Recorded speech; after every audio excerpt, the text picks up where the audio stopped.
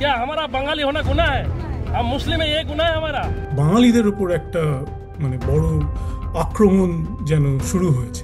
মূলত বাঙালি মুসলমান যারা, তাদের জন্য সাহিব সিং ভার্মা যখন দিল্লিতে চিফ মিনিস্টার ছিলেন 90-এর দশকে, সেই সময়ে এরকম বলতে গেলে তাদের বিস্থাপন শুরু হয়। जैसे बंगाल की बात बोलते ही बोलते हैं ये बांग्लादेशी है। এবং যখন বাল ঠাকরে ছিলেন, উনিও তখন মুম্বাই থেকে বাঙালি যারা কর্মচারী তাদেরকে ধমক টমক দিয়ে এবং মারধর করে আহ, পশ্চিমবঙ্গে পাঠানোর ব্যবস্থা করেন, এবং এই বলে যে এরা বাংলাদেশি। बांग्ला बोलने से क्या कोई बांग्लादेशी हो जाता है?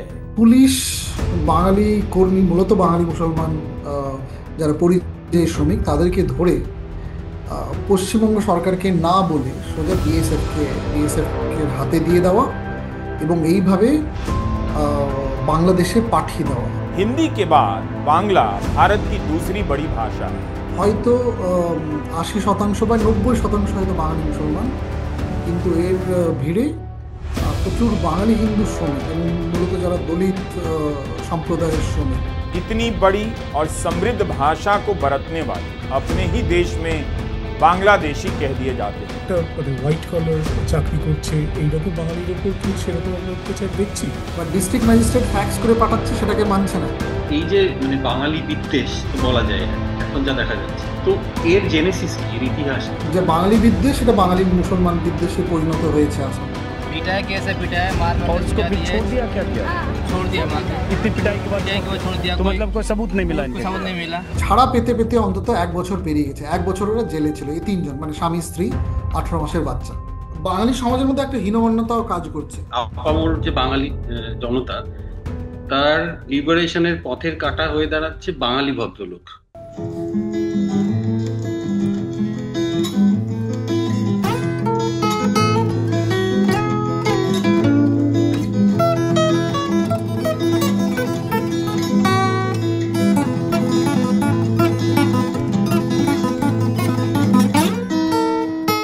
আজকে আমাদের বিষয়বস্তু হলো persecution and disenfranchisement of of Bengalis. আজকে আমি আর সৌমিক, আমরা দুজন হলাম হোস্ট, আর আমাদের গেস্ট হলেন আদিল। আহ, আহ, স্বাগত তোমাদের দুজনকেই। তো রিসেন্ট যেসব ঘটনাগুলো ঘটেছে আমাদের দেশে, সেইগুলো নিয়ে আমরা কথা বলতে চাই, যেগুলোতে বাঙালিদের ওপর একটা বড় আক্রমণ যেন শুরু হয়েছে। যে ঘটনাগুলো ঘটলো, সে ঘটনা নিয়ে যদি আমি বলতে চাই, আমি রেগুলারলি টুইটারে পোস্ট করছিলাম। তারপর আগেও আমি ডকুমেন্টসগুলো বেশ কালেক্ট করেছি, এবং এটা নিয়ে যতটুকু আমার পড়াশোনা, আমি এটা জানতে পারি যে এরকম ঘটনা আগেও ঘটেছে।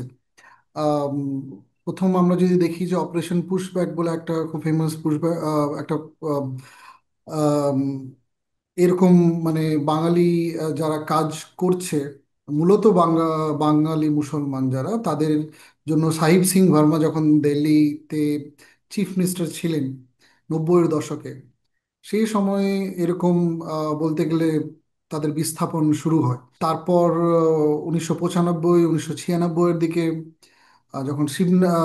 যখন শিবসেনার গভর্নমেন্ট ছিল, এবং যখন বাল ঠাকরে ছিলেন, উনিও তখন মুম্বাই থেকে বাঙালি যারা কর্মচারী তাদেরকে আহ, ধমক টমক দিয়ে এবং মারধর করে আহ, পশ্চিমবঙ্গে পাঠানোর ব্যবস্থা করেন, এবং এই বলে যে এরা বাংলাদেশি, এবং সেরকম ট্রেন থেকে নেমে বলতে।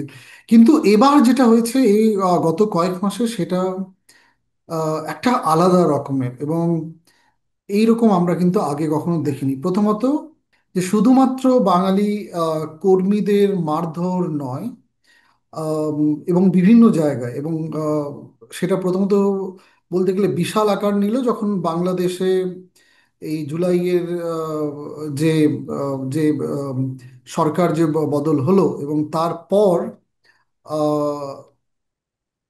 তারপর বলতে গেলে বাংলাদেশে আম, সংখ্যালঘু অত্যাচার, এবং সেটাকে বলে আহ, উড়িষ্যা, ছত্তিশগড়, বিভিন্ন জায়গায় বাঙালি কর্মীদের উপর একরকমের অ্যাটাক শুরু হয়, এবং সেই অ্যাটাক চলতে থাকে। আম, তখনও অনেক লোকজন তাদের গ্রামে ফিরে আসে, এবং সেটা একটা ফেজ হলো। এবং তারপর আরেকটা যেটা রিসেন্ট ফেজ হলো সেটা হচ্ছে অপারেশন সিন্দুর। অপারেশন সিন্দুরের পর আহ, বলা হলো যে যেহেতু হিন্দু আহ, চিহ্নিত করে মারা হয়েছে, আহ, আহ, সমস্ত এখানে বা যখন কাশ্মীরে পেহেলগামে যখন আহ, লোকজনকে মারা হলো, তাদেরকে হিন্দু বলে চিহ্নিত করে মারা হলো, এবং সেই কারণে সারা দেশে বলতে গেলে একটা সাম্প্রদায়িকতার বিষবাষ্প অন্যরকম ভাবে ছড়িয়ে পড়লো। এবং সেই বিষবাষ্প আমার মনে হয় যে দক্ষিণপন্থী দল যারা আছে, এবং অনেক রাজ্য যারা এখন আম, অনেক রাজ্যে যে এরা যখন আছে, তো তারা বাঙালি কর্মীদের উপর আবার নতুন রকম করে অত্যাচার শুরু করে। এবং উড়িষ্যাতে হলো তারপর।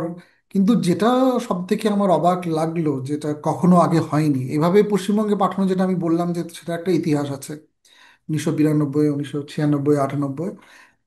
যেটা আগে কখনো হয়নি সেটা হচ্ছে যে আম, পুলিশ বাঙালি কর্মী, মূলত বাঙালি মুসলমান আহ, যারা পরিযায়ী শ্রমিক, তাদেরকে ধরে পশ্চিমবঙ্গ সরকারকে না বলে সোজা বিএসএফ কে হাতে দিয়ে দেওয়া, এবং এইভাবে বাংলাদেশে পাঠিয়ে দেওয়া। এবং আহ, যা আমরা কিছু কেস জানছি, কোনো কোনো কেসে তাদেরকে নোম্যান্স ল্যান্ডে পাঠিয়ে দেওয়া।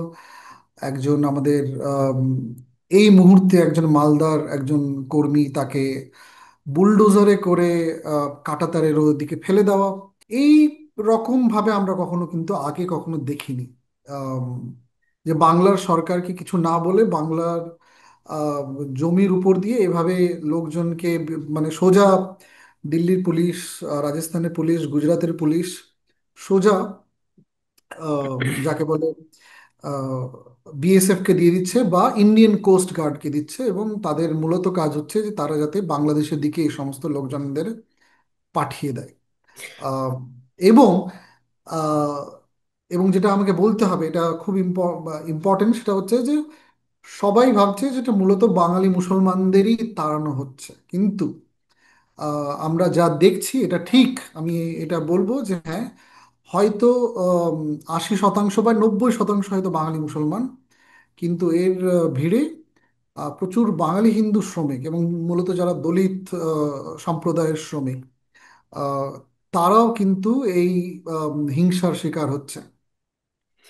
আচ্ছা, এই ঠিক এই এই এই প্রসঙ্গতেই আসতে চাইছিলাম আর কি। মানে ধরো, বাঙালি যাদের ওপরেও এই এই ধরনের নির্যাতন হচ্ছে, সেই বাঙালিদের তুমি ধরো ক্লাস বা কাস্ট, এই এই সংক্রান্ত যদি একটু বিশ্লেষণ দাও। তুমি বললে যে হিন্দু হিন্দু বাঙালি অবশ্যই আছে তাদের মধ্যে। তো যেমন ধরো, একটা মানে হোয়াইট কলার চাকরি করছে এইরকম বাঙালির ওপর কি সেরকম আমরা অত্যাচার দেখছি? হোয়াইট কলার যারা চাকরি করছে তাদের অবশ্যই তারা তাদের ক্লাসের জন্য প্রোটেক্টেড, তাদের মূলত কোনো সেরকম অসুবিধা হচ্ছে না। আম, এবং হোয়াইট কলারের হলে এতক্ষণ হয়তো 2-3টে পিআইএল হয়েও যেত গুজরাটের হাইকোর্টে বা রাজস্থানের হাইকোর্টে। আহ, মূলত পুলিশ তাদের ধরছে যারা তাদের শ্রেণীর জন্য, বা তারা তাদের এবং এই শ্রেণীটা খুব ভাবে। এবং যেহেতু আমি বাঙালিরা মূলত কাস্ট নিয়ে কথা বলতে চাই না, কিন্তু যেহেতু আমি আমার কাজে ওবিসি মুসলমানদের নিয়েও কাজ করি, সেই হিসেবে আমার যা পড়াশোনা, আমি পরিষ্কার দেখতে পাচ্ছি যে আহ, এরা কোথা থেকে আসছে, কোন জেলা থেকে আসছে, তাদের কাছে হয়তো কোন বাড়িতে কোন সার্টিফিকেট আছে। এবং আমি একবার এটা নিয়ে লিখেওছিলাম একটা স্ক্রোলের কুইন্টে একটা আর্টিকেল। যখন দিল্লিতে জাহাঙ্গীরপুর বলে একটা এরিয়া আছে, সেখানে বাঙালি মুসলমানদের তাড়ানো হচ্ছিল, আমি বলেছিলাম যে এরা খোট্টা সম্প্রদায়ের মানুষ। তারা মূলত পশ্চিমবঙ্গের এই সব জেলা থেকে আসেন, তাদের কাছে জমি নেই, তারা সেই কারণে বাইরে গেছে কাজ করতে। খোট্টা নিয়ে শ্রীকান্ততে আমরা দেখতে পারি যে শরৎচন্দ্রের যে খুব ফেমাস নভেল খোট্টাদিন নিয়ে একটা ব্যঙ্গমূলক লেখা আছে, এবং এই সব লেখা নিয়ে খোট্টা সম্প্রদায় ওবিসি কমিশনের কাছে গেছে যে আমাদেরকে যাতে অনগ্রসর শ্রেণী হিসেবে ঘোষণা করা হোক, কারণ হিস্টোরিক্যালি এই নভেলে এভাবে আমাদেরকে রিপ্রেজেন্ট করা হয়েছিল। তা আমি যখনই দেখতে যাই যে এই পরিযায়ী শ্রমিকরা, এবং যেহেতু আমি দেখি যে পশ্চিমবঙ্গে যদি সিপিএম দেখি, ওরা সবসময় বলছে হ্যাঁ গরিব মানুষ গরিব মানুষ। কিন্তু যদি আমি আবার ওদের মন্ডল কমিশনের পর তো এখন সবার কাছে সার্টিফিকেটও আছে, মানে সরকার মানে পলিটিক্যাল পার্টিও যদি ওদের রিকগনাইজ না করতে চায়, সরকার জানে যে এরা কোন মূলত সম্প্রদায় থেকে আসছে, অনগ্রসর সম্প্রদায় থেকে আসছে না যাকে বলে শিডিউল কাস্টের কোন সম্প্রদায় থেকে আসছে, গভর্নমেন্টের কাছে ডেটা আছে। তো আমি দেখতে পাচ্ছি যে এরা আহ, কোন কোন জায়গা থেকে আসছে। যদি আমি বাঙালি মুসলমান দেখি, তো তারা হয় শেরশাবাদিয়া হবে মুর্শিদাবাদ বা মালদার, বা নস্য শেখ হবে কুচবিহার থেকে, ওই উত্তর দিনাজপুরের, বা বললাম এই যেরকম খোট্টা হতে পারে, বা হতে পারে এই মুসলিম লস্কর হতে পারে। তো এইরকম আমি প্রায় 100, বাই দ্য 140টা ক্যাটাগরি আছে। তো কিন্তু এরা মূলত বড় সংখ্যায় আছে, তো আমি বুঝে যাচ্ছি যে এরা কোথায় আছে। এবং আহ, এই বিষয়টাই এদের কাছে দ্বিতীয় কথা যে এক তো এদের ক্লাস, যে এরা সবাই পরিযায়ী শ্রমিক। পরিযায়ী শ্রমিক মানে আমরা যদি ভারতবর্ষে যেটা মিনিস্ট্রি অফ ওয়ার্কের, মিনিস্ট্রি অফ লেবারের যে ক্যাটেগরাইজেশন, যে স্কিল লেবার হবে, সেমি স্কিল লেবার হবে, আনস্কিল লেবার হবে, এরা মূলত আনস্কিল্ড বা সেমি স্কিল লেবার, এরা স্কিল লেবার না। তো সেটা খুব পরিষ্কার। এবং এই আনস্কিল লেবার হওয়ার ফলে তাদের আলাদা রকমের, বলতে গেলে স্ট্রাগল আছে লেবার নিয়ে, আলাদা রকমের কাগজপত্র সমস্ত কিছু আছে। তারপর এটাও আমাদের দেখতে হবে যে এরা মূলত অসংগঠিত ক্ষেত্রে, সংগঠিত ক্ষেত্রের নয়, সংগঠিত ক্ষেত্রের শ্রমিক নয়। তো আমাদের কাছে সেরকম ডেটাও পরিষ্কার নেই, না জাতীয় সরকারের কাছে, না আমাদের রাজ্য সরকারের কাছে, আম, যে কে কোথা থেকে কোথায় গেছে, কিভাবে গেছে। তো এই সমস্ত মানুষকে যখন গুজরাটের পুলিশ বা রাজস্থানের পুলিশ রাত্রি 1টায় দরজার কড়া নেড়ে হঠাৎ করে ঢোকে এবং তারপর চ্যাংদোলা করে নিয়ে যায়, তারপর থানায় উল্টো ঝুলিয়ে পেটায় যে তোমাদের কাছে শুধু আধার কার্ড আছে, তোমরা বাংলাদেশি, এবং তারপর কোনো কথা শুনতে চায় না, এবং তারপর 1 মাস 2 মাস জেলে রেখে এদেরকে বিএসএফ কে হ্যান্ড ওভার করে। তো যখন আমি দেখি, অনেকে বলে কই আমাদের সাথে তো আহমেদাবাদে হচ্ছে না, কই ব্যাঙ্গালোরে আমাদের সাথে তো কিছু হচ্ছে না, দিল্লিতে কই আমরা তো খুব ভালো করে আছি। তো ওরা ততক্ষণ বোঝেনি যতক্ষণ না সিআর পার্কের ওই মাছ নিয়ে কন্ট্রোভার্সিটা হয়নি, ততক্ষণ ওদের টনক নড়েনি। কিন্তু হ্যাঁ, কেউ এরকম কোনো এখনো সেভাবে হয়নি যে যারা স্কিল্ড ওয়ার্কার যাকে আমরা বলি, সেরকম কারো অফিসে গিয়ে চাংদোলা করে কোনো মানে বাঙালি কর্মচারীকে আহ, এইসব দক্ষিণপন্থী দল নিয়ে যাবে এবং পুলিশ তাদেরকে এইভাবে রাতের মধ্যে ওদেরকে আমি অলমোস্ট বলবো এটা কিডন্যাপ করেছে, যদি ওদেরকে যদি কোনো চার্জ না দেওয়া হয়। তো এরকম করে নিয়ে যাবে। তো সেটা দেখতে হবে যে কাদের কে নিয়ে যাচ্ছে। এবং সেখানে আমি যদি বলি, সেখানে হিন্দুদের সাথেও সেরকম অত্যাচার হচ্ছে, বাঙালি হিন্দুদের সাথে হচ্ছে। আজকে বিশ্বনাথ বারিকের আমি একটা লেখা টুইট করলাম। বিশ্বনাথ বারিক বলে একজন মুর্শিদাবাদ, সরি, মিদনাপুরের পিংলার যে বিশ্বনাথ বারিক, তাকে রাতে উঠিয়ে অকথ্য অত্যাচার চালানো হয়েছে বিশ্বনাথ বারিকের উপর। পিংলার আরও 15 জন শ্রমিকের উপর সেটা করা হয়েছে। চাঁচলের 7 জনের মধ্যে 2 জন, 7 জন শ্রমিককে এরকমভাবে অত্যাচার করা হয়েছে। 7 জনের মধ্যে 2 জন সরকার বা বসাক, এই হচ্ছে ওদের সারনেম। তো এই সমস্ত লোকজনদের অত্যাচার করা হয়েছে। তো আমরা দেখতে পাচ্ছি যে কিভাবে এই প্যাটার্নটা এমার্জ করছে আমাদের মধ্যে। তুমি কাগজের কথা বললে, হ্যাঁ, এদের এই ধরো যারা পরিযায়ী শ্রমিক বা আহ, এই মানে যাই হোক, তো এই পরিযায়ী শ্রমিকদের কাছে কাগজ খুব একটা থাকে না। তো হুম। এইটার মানে তোমার ধরো তোমার রিসার্চের পরিধির মধ্যে এইটার কি কোনো একটা ইনভেস্টিগেশন করা সম্ভব, যে ধরো বা কি করা হয়েছে যেখানে ধরো এরা হিস্টোরিক্যালি এদের বাবা মাদের কি কাগজ থাকার কথা আদৌ, বা মানে আজকে গিয়ে আজকে যদি এসে আমাকে কেউ জিজ্ঞেস করে যে তুমি ভারতবর্ষের সিটিজেন না সিটিজেন নয়, তাহলে আমি প্রমাণটা দেব কিছু একটা ভিত্তিতে, যেই ভিত্তিটা আমার বাবা মার আহ, আহ, আর কি, যে যে ডকুমেন্টেশন সেইখানে চলে যাচ্ছে আর কি, সেইখানে গিয়ে হাত দিতে হচ্ছে, সেটা যদি আমার কাছে অ্যাভেলেবেল না থাকে তাহলে আমি করবোটা কি? তো এই বিষয়ে যদি একটু বলো। এবং তো এটা তো সব, হিন্দু হিন্দু মুসলমান নির্বিশেষে, তাই না? হ্যাঁ, হ্যাঁ, তো এখন ব্যাপার হচ্ছে যে পরিযায়ী শ্রমিকদের কাছে এবং আমাদের কাছে সেই ডকুমেন্টই আছে। পরিযায়ী শ্রমিকরা আমি বলবো যে রিসেন্টলি গত 2-3 বছরে তারা আরো বেশি ডকুমেন্ট নিয়ে গেছে যখন ওরা বাইরে কাজ করতে গেছে। আমরা খুব ভালো করে দেখতে পারি যে সেটা একটা ম্যাটেরিয়ালিটি কোয়েশ্চেন আছে, যে ওরা ঠিক একটা প্লাস্টিকের ফাইলে খুব সুন্দর করে ওরা যে আছে ওই সমস্ত কাগজ, তারপর তার অন্তত 10টা করে কপি, তারপর ফ্যামিলির কাছে একটা কপি, এরকম করে ওরা কিন্তু আধার রাখছে, তারা ভোটার আই আই কার্ড রাখছে, তারা প্যান কার্ড রাখছে। কিন্তু আমরা যা দেখতে পাচ্ছি, এবং সেটাই প্রচন্ড ভয়ের, যে ওদের কাছে একজন কলকাতা থেকে এই যে অনেকে ব্লু কলার ওয়ার্কার যে বললো যে হয়তো আম, ব্যাঙ্গালোরে আইটি ইন্ডাস্ট্রিতে কাজ করছে, ওর কাছে যা ডকুমেন্ট আছে এবং পরিযায়ী শ্রমিকের কাছে যে ডকুমেন্ট আছে প্রায় এক। এবং তা সত্ত্বেও, এবং অনেক সময় হয়েছে কি যে আমি যা দেখলাম যে ওরা ছুঁড়ে, মানে পুলিশ এই সমস্ত ডকুমেন্ট ছুঁড়ে ফেলে দিচ্ছে, যে না এটা তোমাদের পশ্চিমবঙ্গে বানানো হয়েছে। এবং সেক্ষেত্রে দক্ষিণপন্থী দলগুলো এবং শুভেন্দু অধিকারী থেকে সবাই, এরা খুব ভালো সিস্টেম্যাটিক ভাবে এরা যেভাবে সারা ভারতবর্ষকে বোঝাতে পেরেছে যে এখানকার সব ডকুমেন্টসগুলোই ফেক। তো মানে এখানকার লিটারেলি যাকে বলা হয় যে এখানকার কোনো ডকুমেন্টসকে যাতে বিশ্বাস না করা হয়, এবং এই অবিশ্বাস থেকেই সেই পুলিশগুলো কাজ করছে। এবং আম, আমি রিসেন্টলি দেখলাম যে সেই পুলিশগুলো আহ, অনেক রকম ভাবে দেখছে যে হ্যাঁ তোমরা বাংলা এই টানে বলো তো আমরা তোমাকে অ্যারেস্ট করছি। এবং যখনই অ্যারেস্ট করছে, এই অজিত আঞ্জুম বলে একজন আছেন, তার আমি ইউটিউব চ্যানেলে দেখছি, সেখানে সব পরিযায়ী শ্রমিক বারবার বলছে যে আমরা আধার কার্ড দেখাচ্ছি, আমরা ভোটার আই কার্ড দেখাচ্ছি, আমরা প্যান কার্ড দেখাচ্ছি, আর পুলিশ ছুঁড়ে ফেলে দিচ্ছে, বলছে যে আমরা তোমাদের ডকুমেন্টস বিশ্বাস করি না।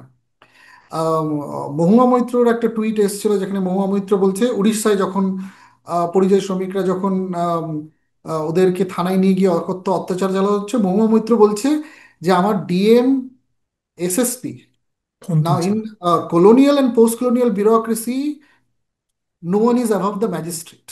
In both colonial bureaucracy and both in post-colonial bureaucracy, magistrate is the ultimate person who can authorize the document produced in that district. যখন এই ইয়ে আম, মহুমা মৈত্র যখন ওই টুইট করছে যে ঝারসেগুড়া যে ডিস্ট্রিক্ট আছে উড়িষ্যার, তার এসএসপি আমার নদিয়ার এসএসপির ফোন তুলছে না, বা ডিস্ট্রিক্ট ম্যাজিস্ট্রেট ফ্যাক্স করে পাঠাচ্ছে সেটাকে মানছে না, then the question comes who will. তারপর দেখলাম যে একজন আমাদের চিফ সেক্রেটারি ওদের চিফ সেক্রেটারিকে লেটার পাঠালো যে হ্যাঁ এভাবে আপনারা ওদের কাছ থেকে ল্যান্ড ডকুমেন্ট চাইবেন না, যে আপনারা তাদের আধার আর ভোটার আই কার্ড বিশ্বাস করেই ওদেরকে ছেড়ে দিন।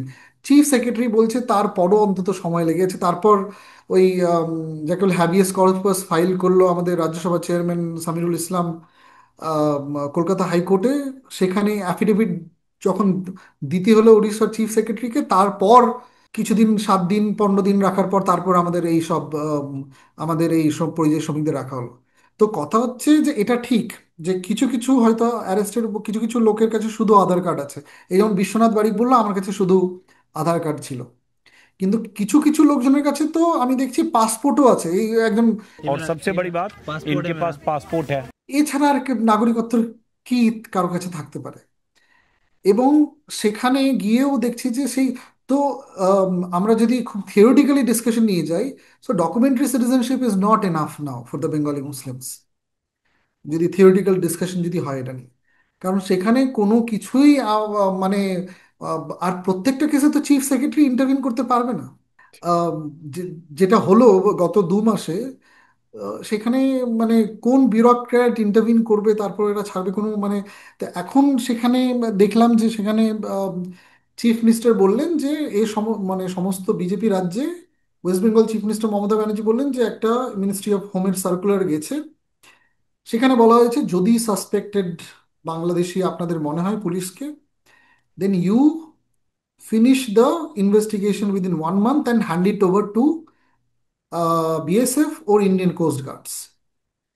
তো ওদেরকে মানে বেসিক্যালি 1 মাসে পুলিশ ডিটেক্ট করবে, ইনভেস্টিগেট করবে ওদেরকে, কিন্তু ওই সমস্ত ডকুমেন্টস রিসার্চ যা ইনভেস্টিগেট করবে সমস্ত ডকুমেন্টস ওরাই ইনভেস্টিগেট করবে।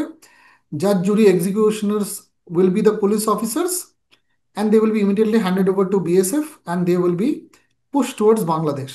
Now, there will be no discussion of Passport Act, there will be no discussion of the Foreigners Tribunal, and there will be no discussion of the entire legal process that is there, that was established in the last 70 years to detect to prosecute foreigners and thereafter have conversation with Bangladesh to take their citizens back and the entire established channel এই পুরো বিষয়টাকে skip করে যেটা আমার আমার কথা না সেটা আমার I am quoting West Bengal chief minister here that that's what is right now is happening যে সেভাবে আমাদের পরিযায়ী শ্রমিকদের সে কারণেই সেভাবে হচ্ছে তো এইখানে ডকুমেন্টসগুলো ডকুমেন্টসগুলোর কি মূল্য আছে সেটা আমিও বুঝতে পারছি না যে কে তাহলে এটাকে র্যাটিফাই করবে এসব ক্ষেত্রে।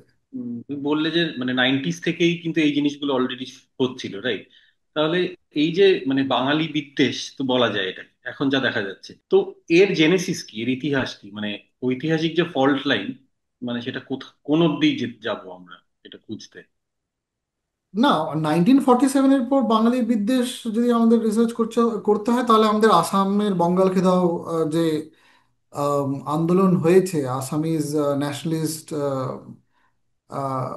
আসামিজ ন্যাশনালিস্টরা যে বঙ্গাল খেদাও মুভমেন্ট করেছিল এবং আমরা দেখতে পারি যে আসামিজ যে ন্যাশনালিস্ট স্ট্রাগলের পর ওখানে অসম গণপরিষদ হলো বা আরো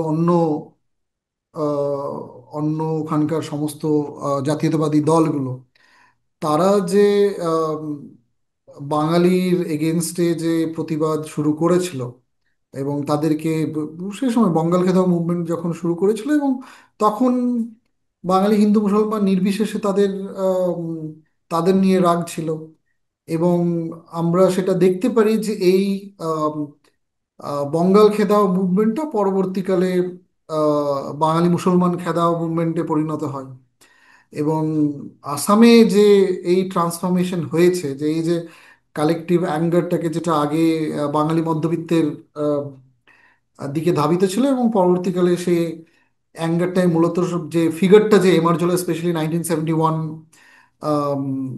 71-এর পর যে রিফিউজি ক্রাইসিস হয় সেই রিফিউজি ক্রাইসিস পর তারা সেই হিংসাটাকে আমাদের বাঙালি মুসলমানের দিকে তারা সেটা টার্গেট করলো 1971-এর পর এবং সেটা নিয়ে আমরা পরবর্তীকালে দেখতে পাচ্ছি যে শিলাপাথর ম্যাসাকার হচ্ছে, এদিকে নেলি ম্যাসাকার হচ্ছে এবং আহ, তারপর একরকম ভাবে সেই এবং তারপর রাজীব গান্ধীর সাথে যে আইএমডিটি অ্যাক্ট নিয়ে আহ, অসম গণপরিষদের যে আহ, আহ, যে অ্যাগ্রিমেন্টটা হলো 1985-তে সেই সময় আমরা দেখতে পাচ্ছি যে আহ, যে বাঙালি বিদ্বেষ সেটা বাঙালি মুসলমান বিদ্বেষে পরিণত হয়েছে আসাম এবং তারপর তারপর থেকে এই হলো যে তারপর আম, সারা ভারতবর্ষে যেখানেই বাঙালি মুসলমান গেছে আম, সে বাংলা বলছে এবং তার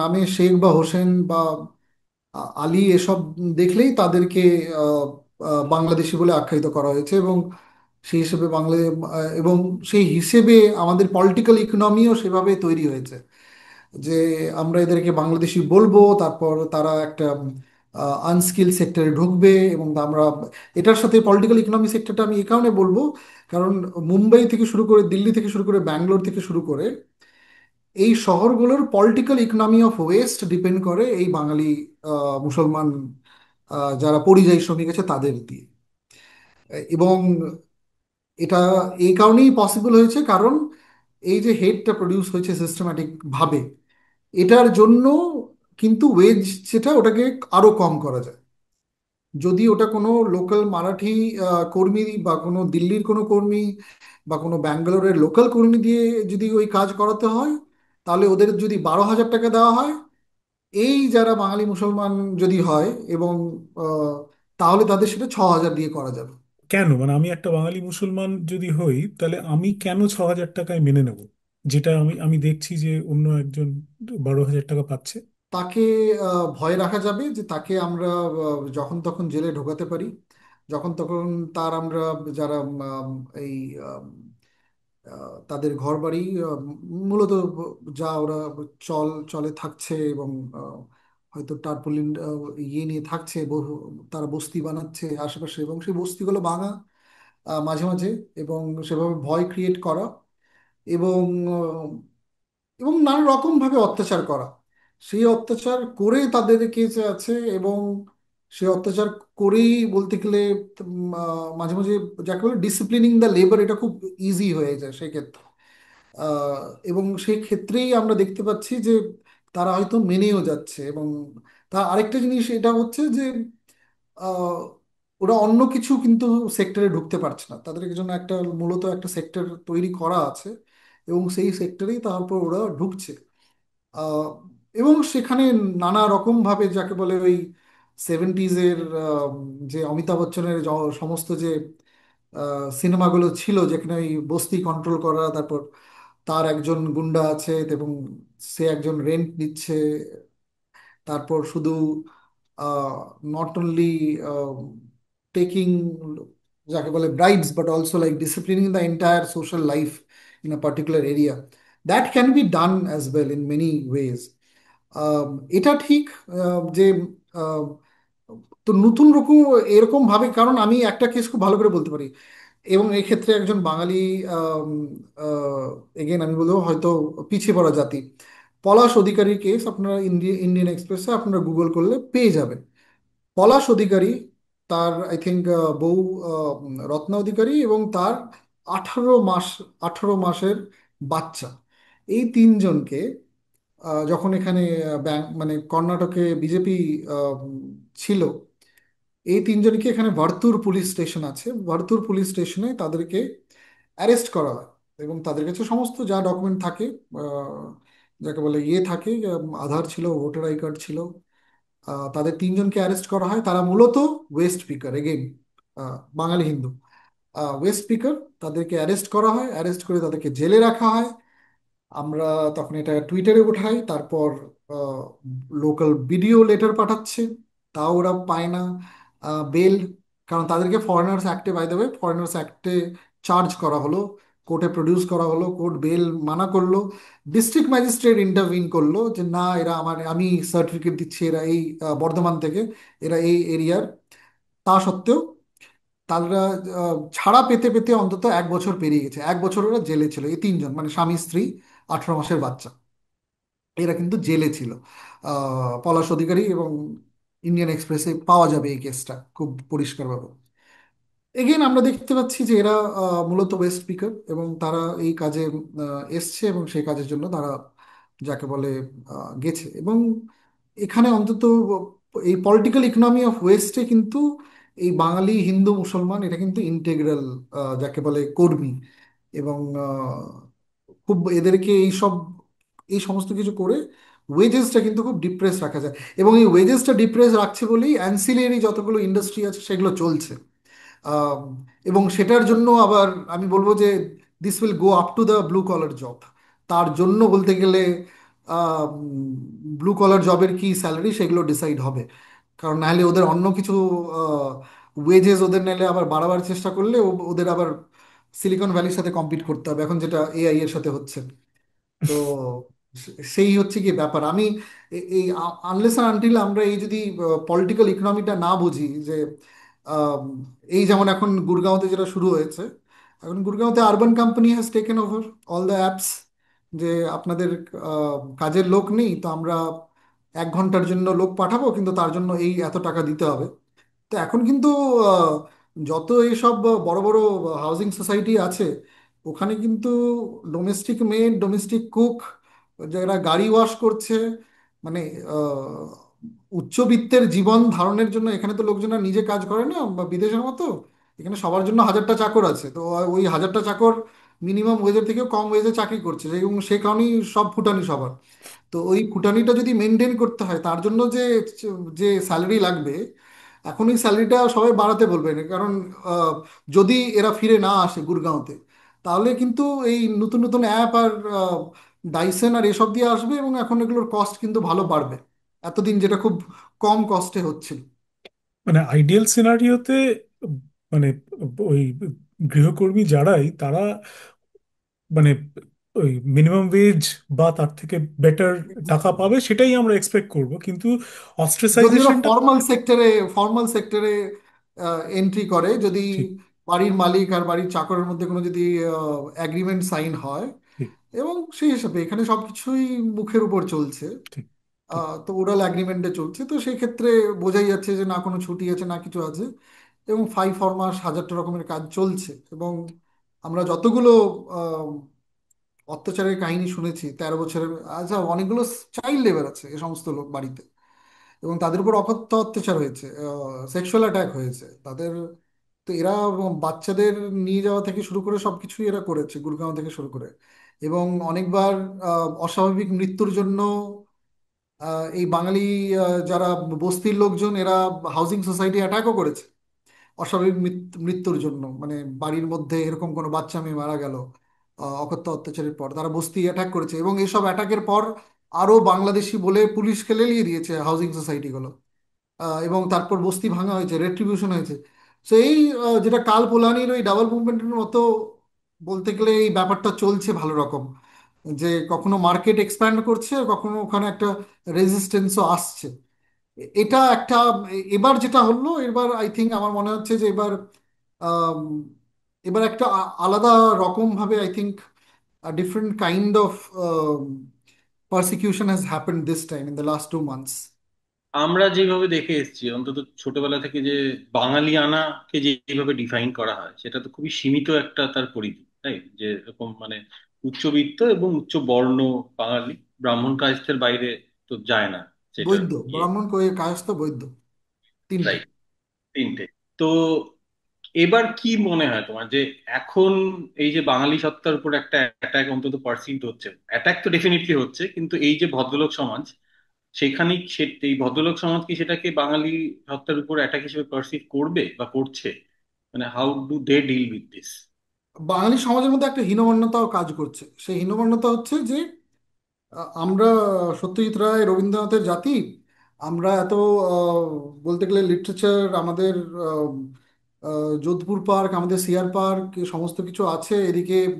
কারণ জোহর আমাদের নিয়ে এভাবে রকি রানী বানাচ্ছে, এদিকে আপ জেসা কোই বানাচ্ছে, আমরা একেবারে সারা ভারতবর্ষে এত আমাদের কালচার রিপ্রেজেন্টেশন, সেখানে অল অফ আ সাডেন এই সমস্ত যে পরিযায়ী শ্রমিকের উপর অ্যাটাক হচ্ছে, সেখানে সেটা একটা বিষয় উজাগর করে দিচ্ছে। সেটা হচ্ছে যে প্রচুর বাঙালি পরিযায়ী শ্রমিক, হিন্দু মুসলমান, এরা খুব আম, এরা খুব যাকে বলে পলিউটেড, যাকে কনসেপ্ট ওই রকম কাজকর্মে লিপ্ত। এবং আম, মানে বলতে গেলে এই যারা বললাম যে ওয়েস্ট স্পিকার, পলাশ অধিকারী একজন ব্যাঙ্গালোরের ওয়েস্ট স্পিকার। তো পলাশ অধিকারের সাথে যাকে বলে রানী চ্যাটার্জি কি করে একাত্ম অনুভব করবেন, তো সেটা একটা অলরেডি হীনমন্যতা আসছে যে। তো প্রচন্ড ডিফেন্সিভ, যেটা না না না, বাঙালির উপর কিছু হয়নি, এরা আহ, যাকে বলে মূলত প্রথমত এতদিন বলা হচ্ছিল যে এরা যদি বাঙালি মুসলমান না হয়, খুব সোজা বলা যে এরা উম, বাংলাদেশি। তো বাংলাদেশি চিহ্নিত করার জন্য যেটা তিলোত্তমা মজুমদার করলেন বেসিক্যালি, তিলোত্তমা মজুমদার ওই সঙ্গে সুমন প্রোগ্রামে যেটা করলেন, যে সেটা হচ্ছে যে না, আহ, এরা সবাই আহ, ভারতীয় নন, সিভিলাইজেশনালি ভারতীয় নন, সেই ওয়ার্ডটা ইউজ করলেন উনি, যে এরা সিভিলাইজেশনালি ভারতীয় নন। এবং তাদের আচার ব্যবহার, খাওয়া, পরিধান, এরা হয়তো ভারতীয় নয়, সেই কারণে পুলিশ এদেরকে ধরে পেটাচ্ছে কয়েকজনকে, হয়তো এটা কোল্যাটারাল ড্যামেজ বেসিক্যালি। মানে বাঙালি মুসলমান আর বাংলাদেশি তো চিহ্নিত করা যাবে না, তো সেখানে এটা একটা কোল্যাটারাল ড্যামেজ হয়েছে। কিন্তু মূলত কোনো বাঙালিকে অ্যাটাক করা হচ্ছে না, বা বাংলা ভাষা বলার জন্য করা হচ্ছে না। আম, যেটা আমি দেখছি যে প্রচুর বাঙালি এই কথাটা বলছে। আম, এবং সেটা আসছে সেই হীনমন্যতা থেকেই, যে আম, আমাদের লোকজন, আমরা কি করে এটা একসেপ্ট করবো যে আমাদের লোকজন এত চাকর দিল্লিতে, বা আমাদের লোকজন কি করে, মানে ওরা সবাই বাংলা আমাদের কথা বুঝতে পারছে, বাংলা বলছে, একটু হয়তো টান আছে, কিন্তু বাংলা বলছে। এরা কিভাবে নিজেদের বাঙালি বলছে? এদের তো নিজেদেরকে বাঙালি বলা যায় না। তো এদের কিন্তু সে কারণেই এই যখন আমি যখন বলছি যে বাঙালি হিন্দুরা অত্যাচার হচ্ছে, দুদিক থেকে ক্রিটিসিজমটা আসছে। একটা হচ্ছে যে বাঙালি হিন্দুরাও একসেপ্ট করতে পারছে না যে বাঙালি হিন্দুদের উপর অত্যাচার হচ্ছে। কারণ তাহলে শুধু এটা বলা যাবে না যে ওরা বাংলাদেশি, ওই বাঙালি মুসলমান আর বাঙালি, বা বাঙালি মুসলমান আর বাংলাদেশির মধ্যে ফারাক করার জন্যই পুলিশ এটা অত্যাচার করছে, কিন্তু দেখা যাচ্ছে যে বাঙালি হিন্দু তারাও এসব কাজে লিপ্ত অনেক জায়গায়। আম, কাজের জন্য তো সবাই গেছে, আহ, সেই কাজের জন্য হয়েছে। আর দ্বিতীয়ত দেখছি বিজেপি তো অবশ্যই চায়, মানে বিশ্বাসই করছে না যে বাঙালি হিন্দুর উপর অ্যাটাক করছে, কারণ আমাদের গভর্নমেন্ট কি করে, আমরা তো শুধু বাংলাদেশি তাড়াতে, রোহিঙ্গা তাড়াতে চাইছে, আমরা কেন আবার নিজেদের স্বজাতিদের কেন আমরা অত্যাচার করব?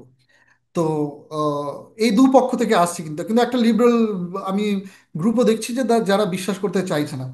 কিন্তু আহ, বাঙালি ডেফিনেশনটা, এটা ঠিক, বাঙালি ডেফিনেশনটা যেভাবে কলকাতার কালচার ইন্ডাস্ট্রি, কলকাতার ইউনিভার্সিটিগুলো, প্রেসিডেন্সি, যাদবপুর, আম, সমস্ত কলেজ গুলো, সমস্ত ইউনিভার্সিটিগুলো এই বাঙালিয়ানা ডিফাইন করতে গত 70 বছরে যেভাবে ইনভেস্ট করেছে, তাদের, আর ইভেন বাঙালি স্কলারগুলো যারা আছে তারা মূলত কলকাতার বাইরে 80 কিলোমিটারের বাইরে দেখেনি, বা ওদের যা আমি রিসার্চ দেখেছি, মানে যে সব রিসার্চ হয়তো দিনে গিয়ে দিনে আসা যায়, হয়তো থাকতে হবে না সেরকম। তো আমি সেই ক্ষেত্রে দেখেছি যে সেখানে বাঙালিয়ানা বলতে গেলে এখন বাঁকুড়ার যে টান আছে, হয়তো হ্যাঁ সেখানে ব্রততী হয়তো আবৃত্তি করেছে, উনি ব্রততী দেবী দেবী আবৃত্তি করেছেন, কিন্তু ও, বা মহেশ্বেতা দেবী লিখেছেন, কিন্তু সেটা যেন বাঙালিয়ানার পরিবৃত্তের বাইরের সমস্ত ওই সব কবিতা বা আবৃত্তি। আমি সেই মেয়ে, বা আরো আমি যত কবিতা দেখব, আম, এবং সেখানে কিন্তু সেই বাঙালিয়ানার পরিবৃত্তি কিন্তু এই মানুষগুলো কখনো ছিল না। আম, হ্যাঁ, আমার খুব ভালো লেগেছে যখন আমার মানিক বন্দ্যোপাধ্যায়, খুব ভালো লাগে, হ্যাঁ, পদ্মা নদীর মাঝি, সেখানে দেখা যাচ্ছে যে হ্যাঁ বাঙালি মুসলমান, বাঙালি আহ, আহ, হিন্দু, এবং সেক্ষেত্রে আমি অফন এই ডাইকোটমিটা খুব প্রবলেমেটিক, মানে হিন্দু মুসলমানের, আমি আবার সেখানে কাস্ট নিয়ে আসতে পারি, যে সেখানে হয়তো জেলে গোষ্ঠী বা যারা আছে, কৈবর্ত জেলে, এবং মুসলমানদের মধ্যে আহ, এই যাকে বলে শেরশাবাদিয়া, এরা ওই নদীতে গিয়ে মাছ ধরছে, এবং তাদের একটা শ্রেণী সেখানে হচ্ছে, এবং সেটা মানিক বন্দ্যোপাধ্যায় খুব ভালো করে দেখিয়েছে।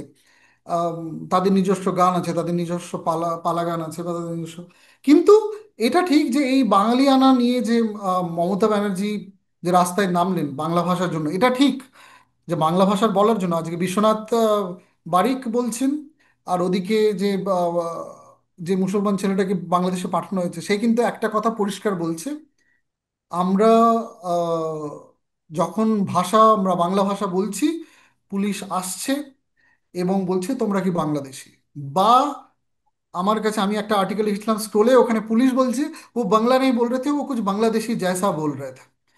এই যে পুলিশের ধারণাটা, তো দিল্লি পুলিশের ট্রেনিং বা গুজরাট পুলিশের ট্রেনিং, এই ট্রেনিংটা আবার দেওয়ার জন্য কিছু আমি দেখছি কিছু বাঙালি নিজেই বলছে যে হ্যাঁ, ওরা যদি এভাবে টান দিয়ে যদি ওরা বাংলা বলে, তা আমরা নিজেরাই বলছি যে এরা বাংলাদেশি। অনেক ভিডিওতে বাঙালিরা কমেন্ট করছে যে এদের কথা শুনিয়ে আমরা বুঝতে পারছি এরা বাংলাদেশি।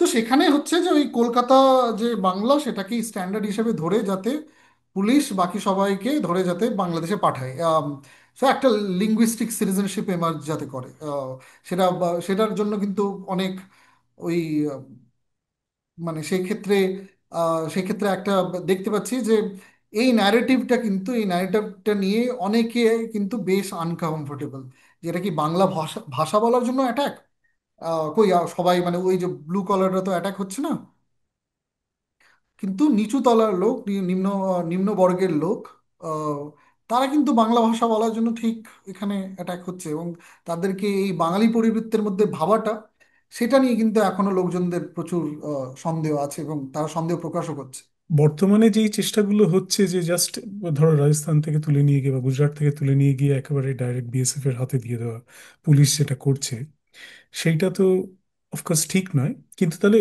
প্রসেসটা অ্যাকচুয়ালি কি? মানে প্রসেসটা কি? প্রসেসটা হলো যে পুলিশের ফরেনার্স ট্রাইব্যুনালের কাছে সেই সব মানুষকে পেশ করা যাদের সিটিজেনশিপ নিয়ে প্রশ্ন আছে, এবং তারপর ডিসিশনটা ফরেনার্স ট্রাইব্যুনাল নেবে। এইটাই কি? আমি জানি না কেন এখনো ওয়েস্ট বেঙ্গল গভর্নমেন্ট বা সামিরুল ইসলাম, যে পশ্চিমবঙ্গ পরিযায়ী শ্রমিক বোর্ডের যে চেয়ারম্যান এবং রাজ্যসভার মেম্বার তৃণমূল থেকে, ওনারা এখনো এই হোম মিনিস্ট্রির নির্দেশিকাটাকে কেন চ্যালেঞ্জ করেনি। কিন্তু আমার মনে হচ্ছে চ্যালেঞ্জ করলেও, যেভাবে আমি সুপ্রিম কোর্টকে জানি জানি জানি না এরা মানবেও কিনা, কারণ যে প্রসেসটা যেটা বলা হচ্ছে সেই প্রসেসটা হচ্ছে যদি সাসপেক্টেড হয়, সাসপেক্টেড হলেই সে কারণে আমরা এদের কাছ থেকে জমির কাগজ চাইছি। ঠিক আছে, তো এরা এখানে আছে, পুলিশ বলবে হ্যাঁ আমরা বুঝতে পারছি না কে বাংলাদেশি কে বাঙালি মুসলমান না, এবং সে কারণেই আমরা এদেরকে জেলে অন্তত রাখছি বা ডিটেন করে রাখছি, আমরা চার্জ করছি না। কারণ এরা আমাদেরকে প্রডিউস করছে Aadhaar card, PAN card, voter card, which can be fabricated. So we are detaining them till they produce the land documents or something that will substantially confirm their citizenship. তো এটা কিন্তু এরা কিন্তু হয়তো, আমি শিওর যে এরা লিগালি এই আর্গুমেন্টটা দেবে। এবং আমরা এই কারণেই চার্জ করছি না, কিন্তু যেটা রুল, যেটা মিনিস্ট্রি অফ হোমে ওয়েবসাইটে দেওয়া আছে ক্লিয়ারলি, সেটা হচ্ছে যে আম, এটা কিন্তু রাজ্যের আম, এটা কিন্তু রাজ্যের দায়িত্ব যে সে প্রমাণ করবে যে যে মানুষটিকে সন্দেহ করছে সে ভারতীয় নয়। সে মানুষটার দায়িত্ব নয় যে সে প্রমাণ করবে যে সে ভারতীয় কি বা ভারতীয় নয়। আহ, আমরা কিন্তু যে প্রসেসটা দেখতে পাচ্ছি এখানে, সেখানে আমরা এটা পুরো উল্টে দিয়েছি, এবং সেই দায়িত্বটা আমরা মানুষের উপর বর্তে দিয়েছি, এইসব সাসপেক্টেড সিটিজেনদের উপর।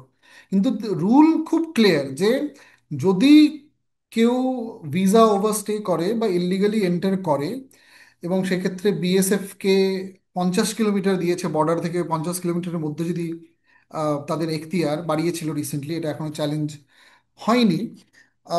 এবং বিভিন্ন রাজ্যের পুলিশ, আরও যেসব এজেন্সি আছে, এরা সবাই পাসপোর্ট অ্যাক্ট বা ফরেনার্স অ্যাক্টের মধ্যে দিয়ে, ফরেনার্স অ্যাক্ট দিয়ে আহ, এদের কেসটা ফরেনার্স ট্রাইব্যুনালে পাঠাবে।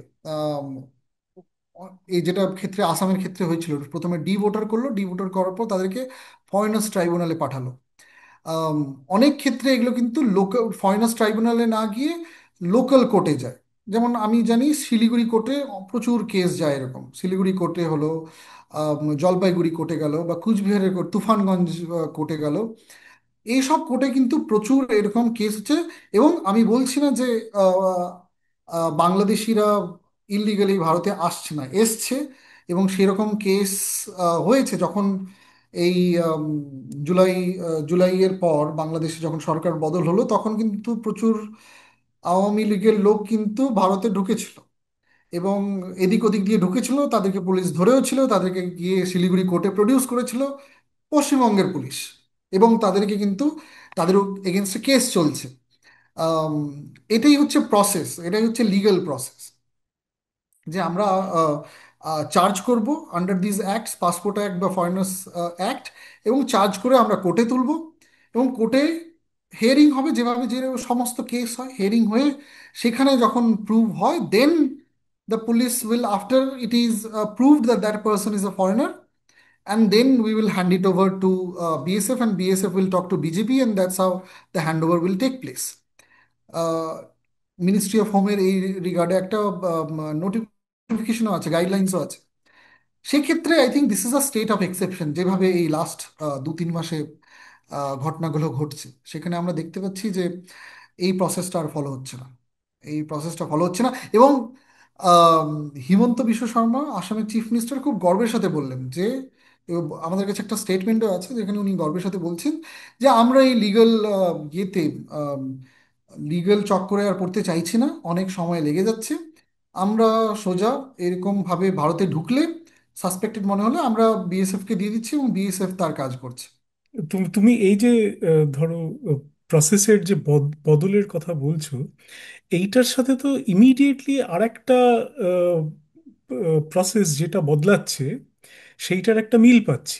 সেটা হলো যেটা এসআইআর, আমাদের special intensive revision of the electoral rolls. তাতে এক্স্যাক্টলি এই জিনিসটাই তো হচ্ছে না, মানে ধরো, মানে the onus of proving your citizenship or your right to vote is now getting transferred to the citizens themselves. এর সাথে জাস্ট একটা প্রশ্ন জুড়ে দিই, যে মানে এটা যে অনেকে বলছে যে SIR is NRC in another with another name, মানে এটা কি ঠিক? আমার মনে হয় খুব ঠিক, কারণ এসআইআর যেটা হচ্ছে সেটা হচ্ছে সিটিজেনশিপ অ্যাক্ট 2003 কে ফলো করে। নাও সিটিজেনশিপ অ্যাক্ট 2003 আম, যে অ্যামেন্ডমেন্টটা হয়েছিল, বাই দ্য ওয়ে, প্রথম অ্যামেন্ডমেন্টটা হয়েছিল সিটিজেনশিপ অ্যাক্টে, আমাদের যেটা সিটিজেনশিপ অ্যাক্ট আছে 1955, এবং সেই সিটিজেনশিপ অ্যাক্টটাকে অ্যামেন্ড করা হয়েছিল আফটার দ্য আসাম অ্যাকর্ড 1985-এ। এবং এই আসাম অ্যাকর্ডে পর প্রথমবার আমরা যা দেখতে পারি যে শুধুমাত্র আহ, ভারতে জন্ম নিলে নাগরিক হবে না। তার মধ্যে প্রথমে 1987-র একটা এক অ্যামেন্ডমেন্ট আছে সিটিজেনশিপ অ্যাক্টে। 1987-র অ্যামেন্ডমেন্টে হচ্ছে যে পেরেন্টসদের মধ্যে একজনকে লিগ্যাল সিটিজেন হতে হবে, সেটা একটা প্রথম সিটিজেনশিপের প্রুফ। এবং 2003-র যেটা অ্যামেন্ডমেন্ট সিটিজেনশিপ অ্যাক্টে, সেটা বলছে যে দুটো প্যারেন্টসের মধ্যে দুজনকে এক সিটিজেন হতে হবে, বা একজন সেখানে লিগ্যাল রেসিডেন্ট হতে হবে, মানে একজনও যদি ওখানে ইলিগাল এলিয়েন হলো, মানে ওই লয়ের ভাষায়, তাহলে কিন্তু সিটিজেনশিপ থাকবে না। তো এখন এসআইআর যেটা এসআইআর যেটা করতে চাইছে ইলেকশন কমিশন সেখানে বলতে চাইছে যে 1987 থেকে 2003-এর মধ্যে যাদের জন্ম, তাদেরকে এটা প্রুভ করতে হবে যে তাদের বাবা মাও সিটিজেন। এই যে ব্যাপারটা আছে, এই এই ব্যাপার, বাবা মা সিটিজেন এবং যে মানুষ সেও সিটিজেন, এদের যাদের জন্ম 1987 থেকে 2003-এর মধ্যে। তো এটাকে এখন প্রুভ কি করে করা যাবে, তার কাগজপত্র তাহলে কি হবে? So it's going back to a form of documentary citizenship again. That's what the Election Commission is doing now. Now, Election Commission is saying Aadhaar is not a proof of citizenship. Voter I card is not a proof of citizenship. যেটার বেসিসে লোকজন আগে vote দিতে যেত। এবং অনেকেই সুকুমার সেন ভারতের প্রথম ইলেকশন কমিশনারকে নিয়ে আসছেন, এবং সুকুমার সেন ইলেকশন কমিশনের এতদিন দায়িত্ব ছিল যে আমরা ভোটার বেসটাকে বাড়াবো, যে যে ভোটার, আমরা আরো ভোটার রেজিস্ট্রেশন করব, ভোটারদের আরো এনকারেজ করব যে হ্যাঁ তোমরা এসো, তোমরা ভোট দাও, ভারতীয় গণতন্ত্রকে আরো শক্ত করো, ভোটিং পার্সেন্টেজ আরো বাড়বে। তাদের মধ্যে ক্যাম্পেইন করব যে তোমরা ভোটার রেজিস্ট্রেশন করো, সমস্ত কিছু। এখন সেটাকে যেটা করেছে, যে আম, যেটা ইলেকশন কমিশন করেছে, এবার তুমি ভোটার, এটা তুমি প্রুভ করো, এবং এটা প্রুভ করার জন্য দায়িত্ব হচ্ছে, তোমার যদি জন্ম 1927 থেকে 2003-এর মধ্যে হয়, তাহলে তুমি তোমার ডকুমেন্ট দাও, এমন ডকুমেন্ট যেটা প্রুভ করবে যে তুমি সিটিজেন, এবং তোমার বাবা মারও ডকুমেন্ট দাও যেটা প্রুভ করবে যে ওরাও সিটিজেন, যেটা সিটিজেনশিপ অ্যাক্ট 2003। আম, এবং সেখানেই আমার মনে হয় যে যতই কংগ্রেস এবং সবাই এরা বলছে, মূল প্রবলেমটা তো 2003 ওই সিটিজেনশিপ অ্যাক্টে। No one is actually attacking the act right now, but till the act is there, I don't think election commission actually can invoke it. It's a kind of it's again I say, ওই Trump করছে না, অনেক পুরনো 100 বছরের গুলোকে invoke করে অনেক, এবং সুপ্রিম কোর্টে টিকছে না। তো সেই ক্ষেত্রে ইলেকশন কমিশন একটা লকে ইনভোক করেছে এখানে, এবং সেই ল ইনভোক করেই আমরা এখানে মোরাল আর্গুমেন্ট নিয়ে আসছি যে হ্যাঁ আধার কার্ড তুমি, এবং these are of course a good moral argument, যে গভর্নমেন্ট নিজে ডকুমেন্ট দিয়েছে, ইলেকশন কমিশন নিজে ভোটার আই কার্ড দিয়েছে সেটাকে মানতে চাইছে না, বা ভোটার আধার দিয়েছে সেটা মানতে চাইছে না। But at the same time there is no political movement right now which actually says that the very idea of citizenship that is rooted in the 2003 Act is rooted in some kind of a documentary that demands some form of documents from a lot of people who are basically documentless, এবং যাদের কাছে documents নেই। মুসাহার জাতি, যেটা যারা ওই ইঁদুর খেয়ে বেঁচে থাকে বিহারে, একটা কাস্ট আছে তাদের। তাদের একজন লিডার জিতেন রাম মাঝিকে চিফ মিনিস্টার বানিয়েছিল নীতিশ কুমার, হাম পার্টি, যেটা এখন বিজেপির সাথে আছে। মুসলমান জাতির কাছে অনেকেই বললো আমাদের কাছে আধার ছাড়া যে বাকি ডকুমেন্টস গুলো লাগবে সেটাও আমাদের কাছে নেই। এখন 11টা ডকুমেন্ট চেয়েছে, 11টা ডকুমেন্টের মধ্যে পাসপোর্ট আছে, বার্থ সার্টিফিকেট আছে, যাকে বলে রেসিডেন্সি সার্টিফিকেট আছে। এই যে ডকুমেন্টটা দরকার, বিশেষ করে বার্থ সার্টিফিকেট অ্যান্ড পাসপোর্ট, সেটা এখন কতজন দিতে পারবে? The only thing right now I think I can see, যেটা ওয়েস্ট বেঙ্গল গভর্নমেন্ট হয়তো করতে পারে যদি এসআইআর হয় এখানে, সেটা হচ্ছে রেসিডেন্সি সার্টিফিকেট, যেটা হয়তো লোকাল ব্লক ডেভেলপমেন্ট থেকে দিতে পারে। নাও এখানে এখানে রিসেন্টলি বিহারে হবার পর উত্তরবঙ্গে ভোটার রেজিস্ট্রেশন বেড়ে গেছে, লোকজন খুব কিন্তু বার্থ সার্টিফিকেটের জন্য অ্যাপ্লাই করছে। বার্থ সার্টিফিকেটের জন্য অনেক ডকুমেন্টস লাগে লোকাল লেভেলে, প্রায় পাঁচজন পাঁচজন আরো সিটিজেন লাগে যাদের ভোটার আই কার্ড আছে, অন্য কিছু আছে, তারা মানে সার্টিফাই করবে যে আমরা তোমার এত সালে জন্ম হতে দেখেছি। সেটাকে একটা লম্বা বিউরোক্রেসি আছে। হঠাৎ করে যখন এসব বেড়ে যাচ্ছে, সেগুলো আবার শুভেন্দু অধিকারী থেকে শুরু করে সবাই টুইট করতে শুরু করছে যে হঠাৎ করে ভোটার রেজিস্ট্রেশন বেড়ে যাচ্ছে এসব জেলায়, হেনা তেনা। তো এটা কিন্তু প্রচন্ড একটা লিগ্যাল রুটে যেতে গেলে it's a legal quagmire. Legal রুটে যেতে গেলে প্রচন্ডভাবে legal quagmire. The law there exist, এবং ওই ল আসাম স্পেসিফিক ছিল, but this government is hell-bent to extend that to pan India. And now the Election Commission has decided that we will do it throughout India. But at the same time, I believe that they will exercise discretion when they are going to say that in the borderland districts and like in Bihar and other places, we will of course look at these documents like passport and birth certificate. We will need this to put people on the voter list. এই জিনিসটা তো হতে চলেছে। আচ্ছা, তুমি তুমি বললে যে এরকম কোনো পলিটিক্যাল মুভমেন্ট দেখছো না। তো do you think it is a lack of political will from the opposition as well? Yeah, there is a lack of political will. Ultimately, the all calculations are in this sense, they are all calculating that okay, these are our votes, these are our constituency, this is how much we'll lose. But the way France had the sans papier movement, uh, that way we are not seeing that kind of a movement here, which is that okay, most of the people don't have any other document except Aadhaar and voter card. এই And মুভমেন্টের বিষয়ে আর একটু বলো, এটা আমার একদম জানা নেই। না, ফ্রান্সে একটা মুভমেন্ট হয়েছিল যে ডকুমেন্টস মার্জিনালাইজ গ্রুপের কাছে, এটা নিয়ে খুব আই থিঙ্ক সৌমিক জানবে, একজন ফেমাস অ্যানথ্রোপোলজিস্ট আছে দিদিয়া ফ্যাসন, ও লিখেছে সেটা নিয়ে। এবং দিদিয়া ফ্যাসন লিখেছে সেটা নিয়ে, এবং সেটা নিয়ে লিখেছে যে how undocumented migrant and entire politics of humanitarianism emerge around the undocumented migrant in France, and especially their right to receive medical care and other issues.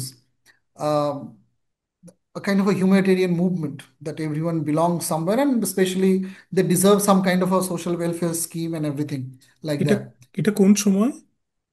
2003, 2000 থেকে 2003, এই সময় 5, ও, এই এত সময়। এত রিসেন্টলি?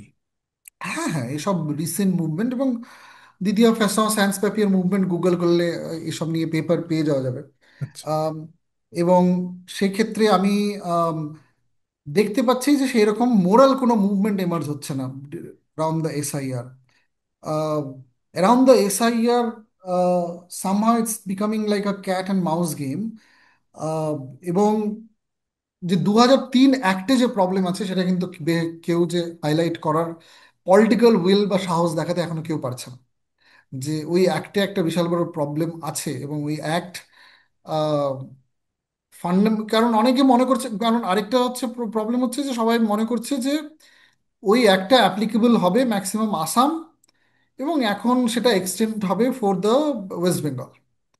তো আমাদের এবং আম, সেটা নিয়ে যে পলিটিক্যাল কনসেনসাস নেই, এক্ষেত্রে দক্ষিণপন্থী দলগুলো এক্ষেত্রে কিন্তু বোঝাতে পেরেছে। এবং সেক্ষেত্রে বলবো যে যারা সেন্ট্রিস্ট পার্টিও, তারাও কিন্তু এটা মনে করে যে হ্যাঁ, লাইক ডেটা ফেটা নিয়ে কেউ ডিসকাস করতে যায় না যে প্রচুর ইলিগাল ইমিগ্রেশন হয়েছে, যে সেই ডেটাটা কি, যে কত ফরেনার্স ট্রাইব্যুনাল লে আমরা কনভিক্ট করেছি, কতজন বিএসএফ ধরেছে, এই রকম নিয়ে আমাদের ডিসকাশন হয় না। সবার হচ্ছে যে illegal immigration is a crisis, and it's a crisis because lot of people are crossing the border, কাঁটাতার পার করে লোক আসছে। কি সেটা নম্বর, কি সেটার আম, আম, কিরকম মানে what is the actual data regarding this, পৃথিবীতে কত রোহিঙ্গা, পশ্চিমবঙ্গে কত রোহিঙ্গা, স্টেট ওয়াইজ কত রোহিঙ্গা, সব ডেটা কিন্তু today's bureaucracy is equipped enough, they have all the data, কিন্তু এই ডেটা নিয়ে কোনো পলিটিক্স নেই। পলিটিক্সটা হচ্ছে সব পলিটিক্স অফ ফিলিং নিয়ে এখন, যেটা Trump has mustard it, that has I think other people have also mustard. SIR নিয়ে আমি আর্টিকেলগুলো দেখছি, কিন্তু এসআইআর নিয়ে এবং সেটার উপরে ডিপেন্ড করবে যে এখন যেহেতু 60 লাখ প্রায় ডিসএনফ্রেঞ্চাইজ হয়ে গেছে বিহারে, তার মধ্যে হয়তো অনেকে মারা গেছে, এটা ওটা হয়তো হয়েছে, কিন্তু প্রচুর লোক এমন হয়তো হবে যারা মাইগ্রেন্ট ওয়ার্কার, বিহারের প্রচুর মাইগ্রেন্ট ওয়ার্কার হিন্দু মুসলমান নির্বিশেষে বাইরে কাজ করে, তারা ডকুমেন্টস দিতে পারেনি। এই মুসহর জাতির যারা লোকজন তারা ডকুমেন্ট দিতে পারেনি। তো যদি এইসব লোকের নাম চলে যায় এবং তারপরেও যদি পলিটিক্যাল পার্টিজরা একটা পলিটিক্যাল ন্যারেটিভ তৈরি করতে না পারে, এই ব্যাপারটা না বোঝাতে পারে যে সবার কাছে পাসপোর্ট বা বার্থ সার্টিফিকেট থাকবে না, এবং এই যদি না থাকে তাহলে আমরা ভোটার লিস্টে কি করে তাদের প্রেজেন্স এনশিওর করব, সেটা কিন্তু একটা বিশাল বড় চ্যালেঞ্জ এই মুহূর্তে ভারতের অপোজিশন পার্টির কাছে।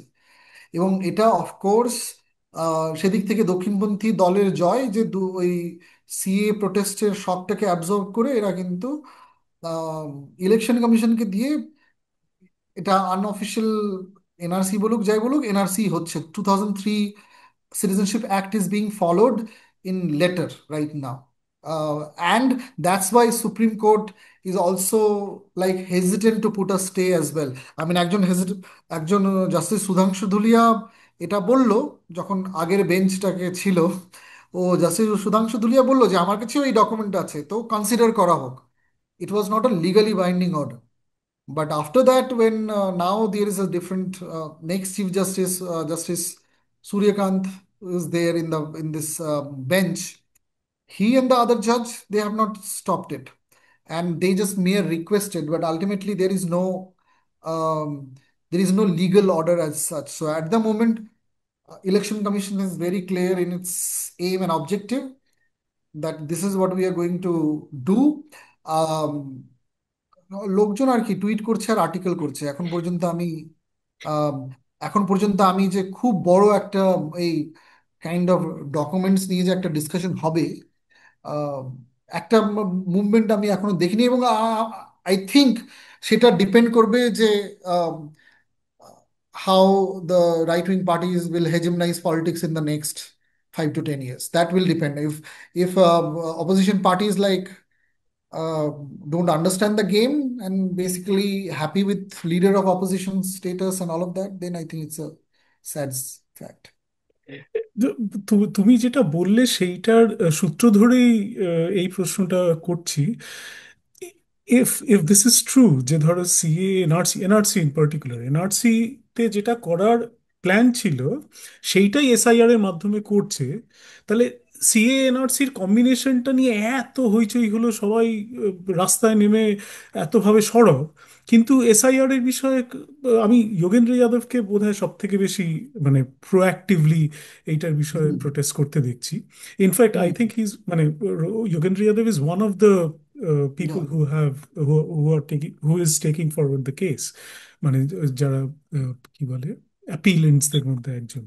কিন্তু হুম। বাকি আর কারোর খুব একটা দায় পড়ছে না, মানে যারা যারা লিডার্স তারাও কনভিন্স করতে পারছে না যে this is the same thing, মানে SIR is the same thing as NRC.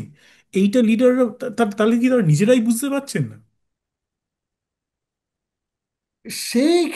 এই তো এই বললো, see most of the time politics is a battle of narrative. শ্রমিক ভালো করে বলবে যে মিডিয়াতে এবং সমস্ত জায়গায় কি করে ন্যারেটিভ তৈরি করা হয়, এবং আহ, এবং সেই ক্ষেত্রে whatever the bureaucracy or the way the governance is going, I can see this is a massive failure to build up any movement around this question. However, SIR is very clear. As I said, the legal basis is very clear. If you see the orders, they are going to mention that between 1987 to 2003, this very fundamental number is associated with the 2003 Citizenship Act, which was going to be the basis for NRC. That this act is the legal basis for the NRC. That according to that act, every person will be registered as the national, will be put on the National Register of Citizens.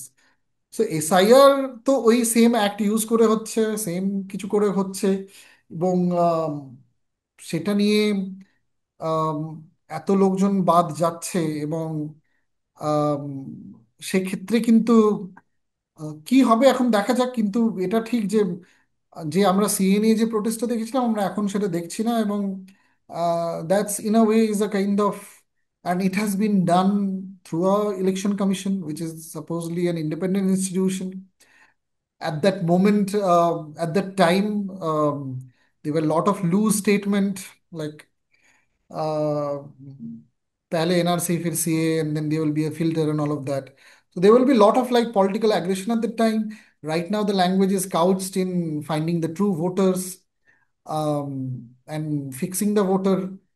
So whatever the language this is, the way the language has been, the discursive politics around SIR, in that sense, the right wing politics has done a marvelous job. And in that sense, I don't think people are looking at it. But right now, SIR, then this, I will say, the very fact of attack on migrant workers, that is also one act of unofficial NRC, because most of the time you made them prove their lineage, family lineage, based on that same law, 2003 Citizenship Act, that prove you are that your Aadhaar card, voter ID card is not enough. You have to also show us that your parents born here and you have land documents here, you have other kinds of documents here, and then we will accept that you are a citizen of this country. So in that sense, that এই যে আমাদের কাছে data অনুসারে আমাদের 22 লক্ষ, সেটা হচ্ছে 22 লক্ষ আমাদের কাজ করে বাইরে। সেটা আমাদের মলয় ঘটক, যে শ্রমমন্ত্রী পশ্চিমবঙ্গের, উনি বিধানসভায় বলেছিলেন যে আমাদের 22 লক্ষ আহ, পশ্চিমবাংলার কর্মী, তারা বাইরে গিয়ে কাজ করে। এটা আমি জানি না এটা রেকর্ডেড না, মানে এটা সংগঠিত ক্ষেত্রে না অসংগঠিত ক্ষেত্রে না মিক্স, এটা কিন্তু ক্লিয়ার কাট কোনো আমাদের কাছে ডেটা নেই। কিন্তু এই যে যারা লোকজন এখন ফিরে আসছে, এই যে প্যানিক হচ্ছে, তারা কিন্তু ঠিক কাগজপত্র এখন গুছাতে শুরু করেছে according to the same act. হ্যাঁ, এই জিজ্ঞেস করা হবে, আমরা সেরকম ভাবে কাগজপত্র তৈরি করব। তো সেদিক থেকে সেটা তো হচ্ছে, এটা তো ক্লিয়ার কাট হচ্ছে, সেটা আমিও দেখতে পাচ্ছি। যদি আমরা মানে বিজেপির পয়েন্ট অফ ভিউ থেকে দেখি, তাহলে কি মনে হয় তোমার, মানে what is their end game? মানে এটা কি যে মানে এসআইআর ইউজ করে ইলেকটোরাল রোল কাটছাট করে নিজেদের মতো তৈরি করে দিয়ে আর কোনোদিনও ইলেকশন হারবে না, নাকি এটা যে মানে is this leading up to মানে রিটেনমেন্ট ক্যাম্প বা কনসেন্ট্রেশন ক্যাম্প, মানে এর এন্ড গেম কি? যদি মানে if BJP gets what they want, তাহলে কোথায় গিয়ে ঠেকবে এটা? I can't see anything that what they are actually looking for towards the end game. But right now, if we see the allegations of Rahul Gandhi and other opposition parties, they are actually saying that it held them in Maharashtra elections. If we say the statement from the opposition party like Tejasvi Yadav and then Mamata Banerjee, then we can see that it is, of course, I think, it is actually going to get them, I think, advantage in the places that they feel that they are weak. Um, However, I think, yes, if there is like Assam, if there will be D voters in Bihar or in West Bengal, যদি D voter তৈরি হয়, D voter তৈরি হলে তো তারপর তো next step হচ্ছে foreigners tribunal. Because যদি ডাউটফুল ভোটারের লিস্টে চলে যায় এরকম 40 লক্ষ লোক, যেটা আসামের ক্ষেত্রে হয়েছিল, তারপর তুমি তোমার ডকুমেন্টস নিয়ে যাবে ফরেনার্স ট্রাইব্যুনালে, গিয়ে তুমি প্রুভ করো যে তুমি সিটিজেন, এবং then that's a very separate bureaucracy in itself. এবং তারপর আমরা আসামের ক্ষেত্রে দেখতে পেয়েছি যে সেখানে গোয়ালপাড়া ডিটেনশন ক্যাম্প এবং অন্য সমস্ত ডিটেনশন ক্যাম্প হয়েছে, এবং তারপর সেখান থেকে তুলে এই রিসেন্টলি একজন শিক্ষককে এবং আরো কিছু লোকজনকে আবার বাংলাদেশে ঠেলে দেওয়া হলো। আম, কিন্তু আলটিমেটলি তো এই প্রসেসটা সেখানে গিয়ে যাচ্ছে। And yeah, I think it's a process. If the process goes like this, that is the usual process, that they will be de-voter and then they will be foreigners tribunal. এই detention camp, foreigners tribunal, এই যে যেই মানে একটা sort of লিমিনাল জায়গায় আমরা চলে যাচ্ছি, মানে রাষ্ট্রের একদম মানে মার্জিনে, রাইট? Yeah. এটার পলিটিক্যাল ইকোনমি কি? মানে is the মানে মেন পয়েন্টটা কি? Labour? Is this free labour? মানে মানে এইটাই কি I've হিন্দু not, I রাষ্ট্র? haven't, I have not researched on the detention camps and how they produce the labor. I don't have any research on that. I don't think so, but however, it produce a permanent majority that we can see. This kind of a politics. That kind of a it any any form of violence, any form of hatred targeted towards an you can say outgroup or something. Basically, that kind of always consolidates an internal strength, and there is always a constant narrative that, all, of course, is a uh, that that political production of majority minority then gets it basically all other um, basically access of class, caste, everything can be basically, I think, addressed with this kind of a politics, and there will be some form of permanent majority, permanent minority, which is quite beneficial in, I believe, in a democracy. আচ্ছা, মানে আমি তোমার কাজে দেখেছি, তুমি হানা আরেন্টের কাজ ব্যবহার করেছো তোমার কাজে। তা হানা আরেন্ট যেরকম ধরো টোটালিটেরিয়ানিজম ব্যাখ্যা করতে গিয়ে বলছেন যে মানে অ্যাট সাম পয়েন্ট টোটালিটেরিয়ানিজমের সব থেকে প্রধান শত্রু হলো রিয়ালিটি, তাই না? বিকজ ইট ইজ মানে at the core of it is absurd, তাই না? যে তারা সব কিছুকে কন্ট্রোল করতে চায়, সেটা তো সম্ভব নয়, মানে আজ অব্দি হয়নি। তো মানে এই যে হিন্দু রাষ্ট্রের স্বপ্ন, রাইট? তো মানে এবং এই যে কনস্ট্রাকশন অফ দ্য মেজরিটি, যে হিন্দু পাবলিক তৈরি করা, মানে হিন্দু তো ওইভাবে কোনো অর্গানাইজ রিলিজিয়ন না হিন্দুইজম, রাইট? যে একটা এস্টাবলিশড এটা এরা হিন্দু এরকম নেই। তো এবং এই এবং হোমোজিনিটি আনা ইন দ্য প্রসেস, মানে ধরো ল্যাঙ্গুয়েজ টার্মসেও বিশেষ করে হোমোজিনিটিটা আনা। No doubt about this. I believe that I think I will still say that despite all the challenges, Indian democracy has produced moments, and Indian democracy is very complex, especially the state-wise politics are so complex. So right now we can see that when one of the main vision of the union government was to have a three-language policy, and that basically faced a major roadblock in Maharashtra. That faced a major roadblock, and because there is a politics of identity happening, uh, so politics of identity is emerging in different places. সেই কলকাতায় বাংলা পক্ষই হোক বা তামিলনাড়ুতে হোক বা কর্ণাটকে যেখানে আমি আছি সেখানে হোক বা মহারাষ্ট্রে হোক, এবং more than class, I believe language is becoming the main axis through which the opposition is actually kind of engaging in a emotional politics, the effective politics that we call in sociology, the politics of effect. The class as an element can't produce that politics of effect till now. Language is definitely becoming that vehicle of politics of effect, and all these opposition parties are using that space. And I believe Mamata Banerjee understood that for the 2026 elections, politics of effect, just like the NRC in the 2021 elections, now she is not using the word NRC, but she's using Bangla and that kind of, but language will become some kind of a vehicle for the politics, a form of vernacular politics for the 2026 assembly election.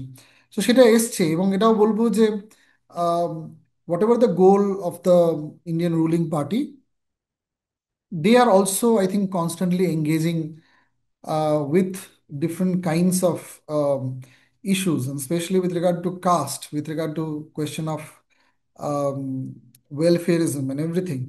That has produced many other movement, and you can always see with the like that you asked about totalitarianism, even the right wing ideologues who are associated with the ruling party here, they are also saying that recently there is a ANI interview with some of the right-wing ideologue. They're often, you can say, Hindi famous YouTubers who often like very vicious. But I patiently listen to them so that I know that how they are actually looking at the government.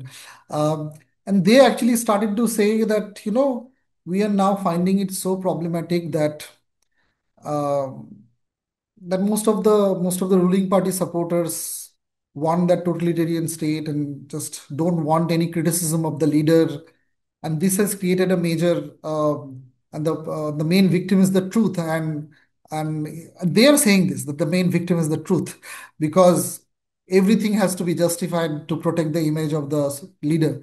And in that case, we see that our local leaders are not even fixing roads, local leaders are not doing basic welfare, and everything has to be made look good for the leader. So as you can see that there are like democratic resistance that will come from these different quarters.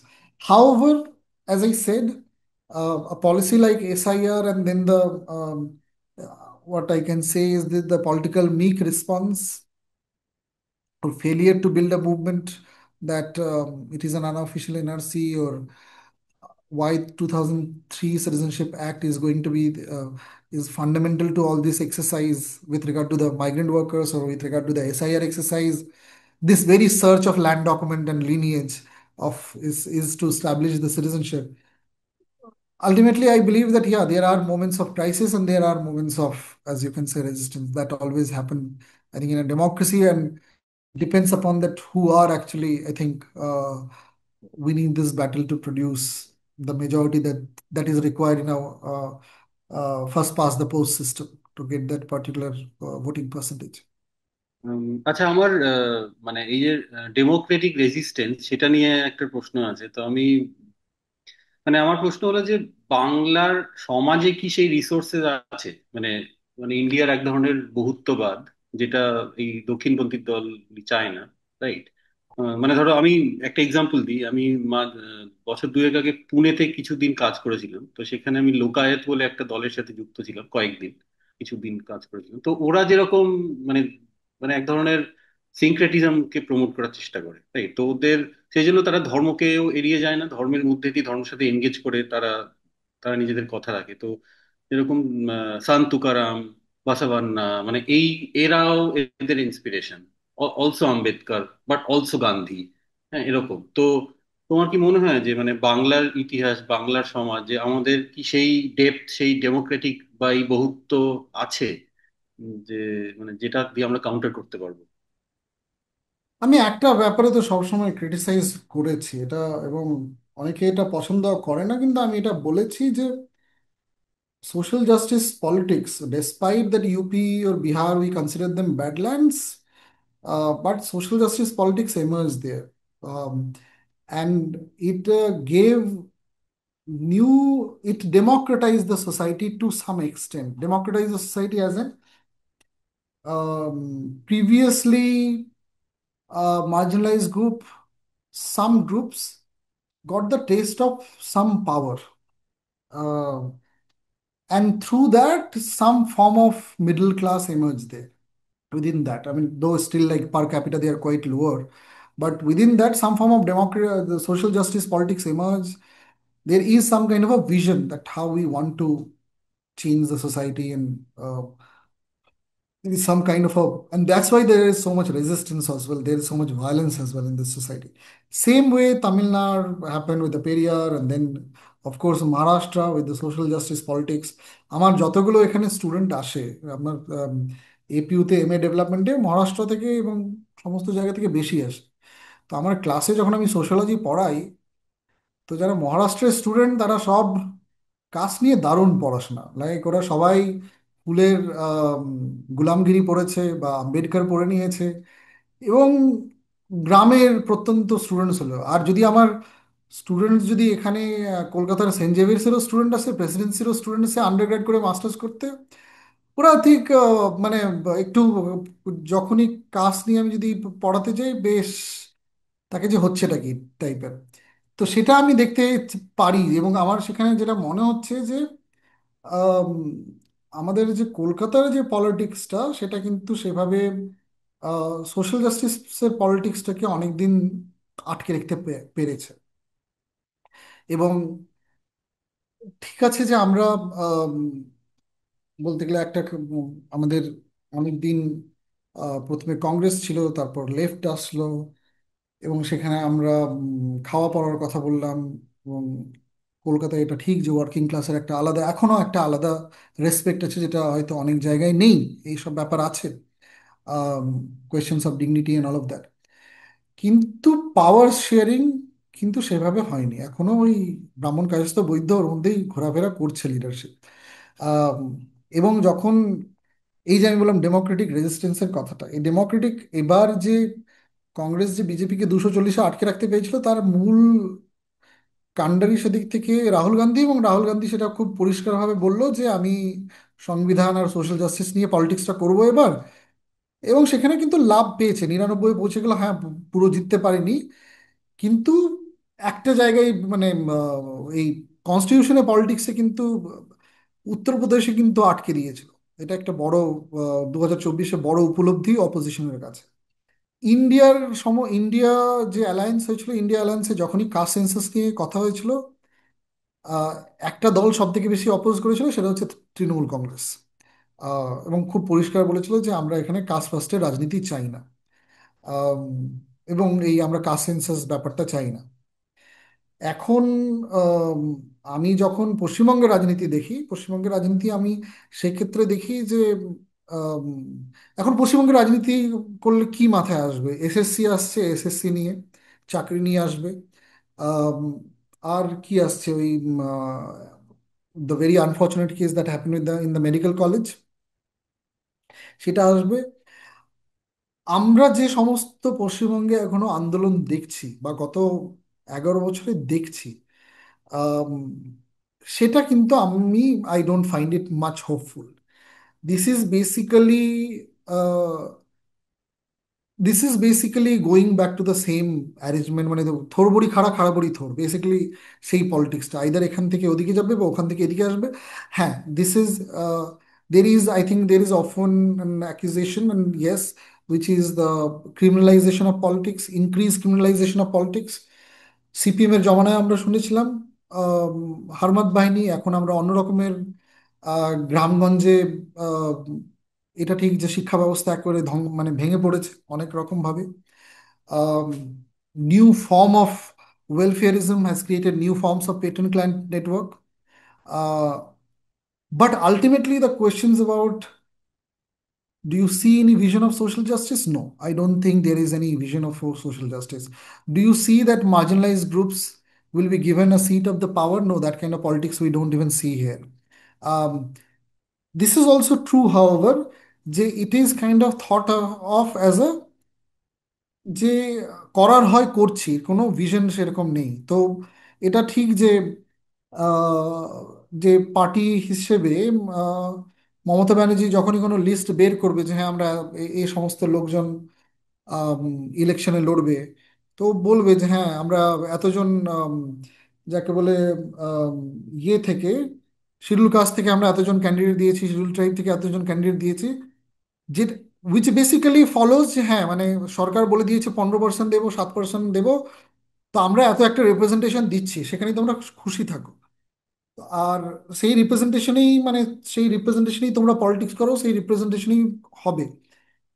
তো যখন উপর থেকে pressure আসছে একটু আধটু কিন্তু এই accommodate করছে, but that accommodative politics however is not challenging the fundamental questions, which is that whether they will get the seat of the power in Calcutta. এই কলকাতার আশেপাশে যে 8জন মন্ত্রী বা যে যে সব থেকে পাওয়ারফুল মন্ত্রী, ওই গ্রুপে কিন্তু এরা কখনো আসবে না, কোনো মুসলমান আসবে না, বা সেই হিসাবে I don't think in the sense that I am saying that কোনো সেই হিসাবে আমি দেখছি যে কোনো পাওয়ারফুল সেভাবে কোনো আইডিওলজি যে টেক ওভার করবে, বা যেমন ইয়েতে মহারাষ্ট্রে প্রচুর এরকম ইন্ডিপেন্ডেন্ট তোমার পলিটিক্যাল লিডারশিপ এমার্জ করে যাদের একটা নিজস্ব আইডিওলজিক্যাল ন্যারেটিভ আছে। সেরকম কোনো আইডিওলজিক্যাল ন্যারেটিভ এখানে এখনো মানে পশ্চিমবঙ্গে আই ডোন্ট থিঙ্ক এমার্জ করেছে। আম, আমি আম, যদি দেখি তৃণমূল, সিপিএম, তাদের লিডারশিপ, ওদিকে কংগ্রেস, বিজেপি, দের is a common consensus here যে আমরা এখানে জাতি বা সোশ্যাল জাস্টিস নিয়ে রাজনীতি করব না, সেটা সব পার্টির মধ্যে একটা কমন কনসেনসাস আছে। এবং কেউ এই কোনো পার্টি, সিপিএম কখনো তৃণমূলকে এটা বলে অ্যাটাক করেনি যে তোমরা এতজন শিডিউল কাস্টের কেন লোক দাওনি, বা মানে এই যে যে যে অ্যাকাউন্টেবিলিটিটা হয় বিটুইন পার্টিজ, এই সব নিয়ে কিন্তু কোনো অ্যাকাউন্টেবিলিটি কেউ কারো কাছ থেকে চায় না, যে তোমরা এই পলিসিটা কেন করছো না সোশ্যাল জাস্টিস নিয়ে, তোমরা এই ক্যান্ডিডেট কেন দিচ্ছ না। এটা হবে যে হ্যাঁ এর এগেনস্টে খুনের কেস আছে, এর এগেনস্টে এই কেস আছে, এর এগেনস্টে কারাপশনের কেস আছে, এসব চলবে, চলতে থাকবে। বা ওই এখন অফকোর্স বিজেপি এসে একটা হিন্দু মুসলিম অ্যাঙ্গেল অ্যাটাচ করেছে, বাট সেই হিসেবে কিন্তু সোশ্যাল জাস্টিস পলিটিক্সে আমি কোনো, I don't see any vision, I see the politics of welfarism, সেটাকেই থোড়বড়ি খাড়া খাড়বড়ি তোর করেই পলিটিক্সটা চলবে এখন।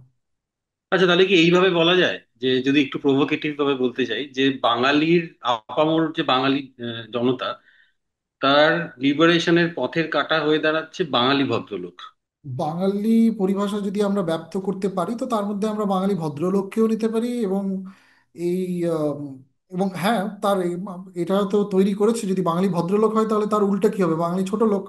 ঠিক আছে, তো ছোট লোক যারা গোষ্ঠী, আহ, এই গোষ্ঠীটাকে অর্গানাইজ করা এবং এই গোষ্ঠীটাকে আম, ওই গোষ্ঠীটাকে রিপ্রেজেন্টেশন দেওয়া, সেটা বাঙালি ভদ্রলোক পলিটিক্সের একটা দায়িত্ব। আর যদি সেটা না দেয় তাহলে হবে যে এই গ্রুপটাকে কিন্তু তাহলে ভালো করে আহ, অন্য পার্টি বা দক্ষিণপন্থী দল এরা কিন্তু অর্গানাইজ করা শুরু করবে, অনেক জায়গায় অর্গানাইজ করেছে সাকসেসফুলি। আমি মনে করি দিলীপ ঘোষ অনেকটা সাকসেসফুল হয়েছিল, বিজেপির OBC Morcha was doing very good.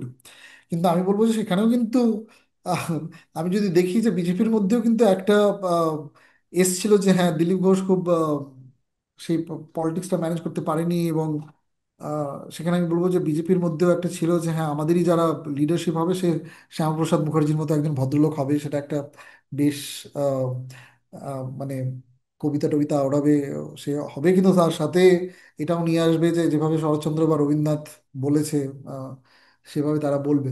তো কিন্তু হ্যাঁ সেটা আমি আমি এটার কথা বলতে পারি যে এরকম সোশ্যাল জাস্টিস যদি রাজনীতি করতে হয়, সোশ্যাল জাস্টিস রাজনীতির কিন্তু প্রচুর আমি এলিমেন্ট দেখছি বাঙালি ভদ্রলোক পলিটিক্সেও হয়েছে, কিন্তু তারা হচ্ছে যে তারা they could not name the problem, that's where the problem is happening. আমি যখন বারিন কার জন্য আমি দেখছিলাম যে আম, বোধহয় বিনয় বিনয় বাদল দীনেশ, তাদের মধ্যে একজনের ফাঁসি হওয়ার কিছুদিন আগে তার লেখা, তার বোনকে লেখা চিঠিতে, ফাঁসি হবে তার কিছুদিন পর বোধহয় কার ফাঁসি হয়েছিল, একজন ওই তিনজনের মধ্যে বিনয় বাদল দীনেশের মধ্যে, সে তার নিজের বোনকে বলছে যে যে সে ইনভোক করছে কিন্তু যে আমাদের মধ্যে এখনো the the imagination of caste is untouchability there, that's ইট।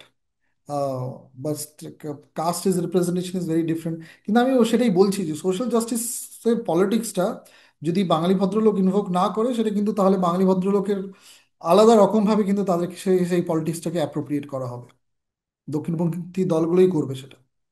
আমাদের মানে এই রেকর্ডিং শুরু হওয়ার আগে যে কথা হচ্ছিল যে তুমি ডেভিড গ্রেবারের ছাত্র, অল, এবং উনি তো মানে স্বনামধন্য অ্যানার্কিস্ট। অ্যানার্কিস্টরা তো রাষ্ট্রে বিশ্বাস করে না, তাই তো।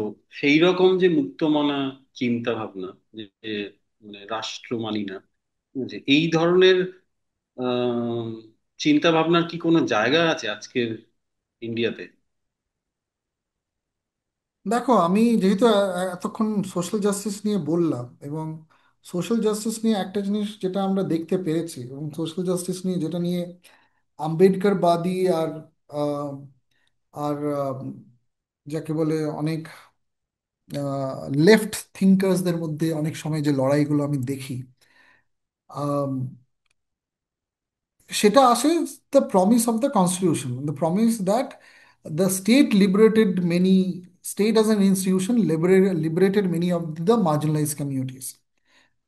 Ambedkar wanted a strong state that could rein in the landlord class, a strong state that can rein in the upper class as well.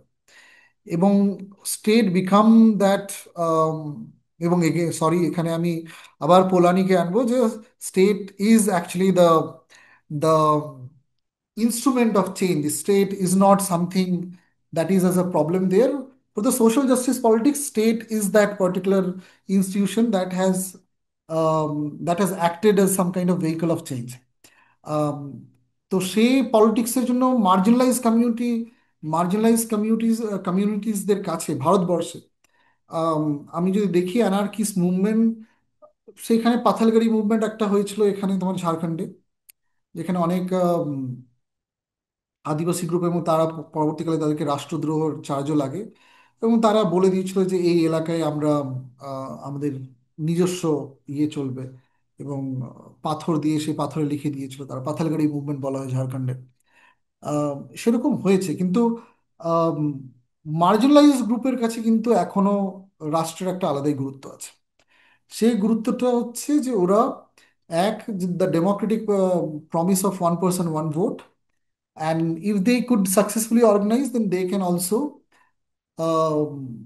they actually got many of these liberation through these kinds of policies. Especially the Mandal Commission has acted, Mandal Commission and many of the reservation policies, and it has acted to create new kind of consciousness and a new kind of politics, emancipatory politics. The politics of emancipation, the politics of social justice is integrally linked with this promise of constitutional citizenship. So um, ওটার বাইরে কিন্তু marginalise groups গুলো কিন্তু অনেকে বলে যে আমাদেরকে সেভাবে লেফট পলিটিক্স হলো লিবারেট করতে পারেনি যেভাবে আমাদেরকে এই পলিটিক্সটা লিবারেট করেছে। তো সেটা নিয়ে আমি সেটাই বলবো যে সেটা নিয়ে একটা লম্বা ডিবেটের জায়গা আছে, এবং সেই লম্বা ডিবেটটা সেখানে যে constitutional citizenship, why constitutional citizenship is so important for the marginalized groups, why they find why constitution remain the ultimate document for them। তা আমি সেখান থেকে এই বিষয়টাকে দেখব। এমানসিপেশন কথাটা ব্যবহার করলে এটা এই কনটেক্সটে ঠিক কি বোঝায়, একটু একটু যদি এক্সপ্লেন করে বলো। এমানসিপেশন আমি বললাম যে মূলত এই যে the idea of course the idea of মানে civil rights, the idea of political rights, the idea of social rights, the idea of economic rights, এই সমস্ত রাইটসে আলটিমেটলি কিভাবে লোকজন কিভাবে ইনক্লুড হচ্ছে। Emancipation can be many ways. Emancipation হচ্ছে যে তারা কি, তাদের পার্সেন্টেজ আগে ইউনিভার্সিটিতে কত ছিল এখন কত, তাদের পার্সেন্টেজ আগে সরকারি চাকরিতে ছিল আগে কত। এমানসিপেশন ক্যান বি তাদের আগের যেসব সিম্বলিক প্রোটেস্ট ছিল, are they being crushed or they find a space in our pop culture. So many ways I think that kind of emancipatory politics can happen. Um and whether what kind of symbols and signs are being presented in the public sphere, আহ, সেটাও একটা খুব বড় প্রশ্ন। সেখানে কি, এই যেমন বললাম যে আহ, আমি আমরা বললাম না যে ভদ্রলোক পলিটিক্স নিয়ে, এই আমরা কি শুধু আহ, মানে ভদ্রলোক মানে, সরি, যে বাঙালি পলিটিক্স মানে শুধু যোধপুর পার্ক বা সার্টেন ক্লাসকে বোঝাবো, না বাঙালি পলিটিক্স দেখালে আমরা মালদার ভাওয়াইয়াও দেখাবো, বা আমাদের যে এত ভাষার বৈচিত্র্য আছে, এবং সেটা by the way that is the root at the root of this migrant workers crisis right now, যে আমাদের এত ভাষার বৈচিত্র্য আছে, এবং সেই ভাষা আমাদের ভাষাকে সমৃদ্ধ করে। ভাষার আম, এই এই সমৃদ্ধ করে, এবং তাদের নিজস্ব গান বাজনা এত কিছু আছে। এত আমি তো দেখলাম যখন আহ, বাংলাদেশের কোক স্টুডিও হচ্ছিল, এত ভাষার রিপ্রেজেন্টেশন হয়েছিল তখন ওই কোক স্টুডিওতে। আম, অর্ণব এত গান নিয়ে আসলো বাংলাদেশের বিভিন্ন প্রদেশ থেকে।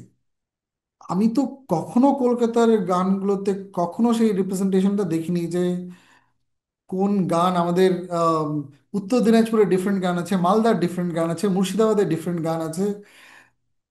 সেই আমরা সেদিক থেকে এক্সপেরিমেন্ট ম্যাক্সিমাম কিছু এদিক ওদিক হয়েছে, কিন্তু সেভাবে আমি দেখিনি যে আমাদের সেই গানে ওই রিপ্রেজেন্টেশনগুলো হয়েছে। ঠিক আছে, তাহলে আজকে এইখানেই আমরা মোটামুটি একটু র্যাপ আপ করব। তো আহ, এই সব কিছুর মধ্যে যদি একটা কোনো পজিটিভ আলোচনা দিয়ে আমরা শেষ করতে পারি তাহলে খুব ভালো হয়। মানে আমরা এত যে যে কটা আলোচনা করলাম প্রত্যেকটাতেই তো একটু বিষাদ ঘনিয়ে এলো মনে হলো। হ্যাঁ, আমি আম, আমি বললাম যে কনস্টিটিউশনাল সিটিজেনশিপ নিয়ে, বা আমি বললাম যে আম, আমাদের ডেমোক্রেসিতে প্রচুর এরকম স্পেস আছে যেখানে রেজিস্ট্যান্স করা যায়, এবং আমাদের এরকম অনেক প্রচুর স্পেস আছে যেখানে অর্গানাইজ করা যায়। আম, আমি আশা করি যে সেভাবে আম, লোকজন কনস্টিটিউশনকে সেভাবে বুঝবে, এবং সেভাবে সেই ডকুমেন্টটাকে ইউজ করবে, এবং সেরকম ভাবে একটা সেলফ ফ্যাশনিং হবে, এবং সেভাবে ওরা আম, বলবে যে আম, এই যেটা বললাম যে এমানসিপেটরি বা সোশ্যাল জাস্টিস পলিটিক্সটাকে সেভাবে নেবে।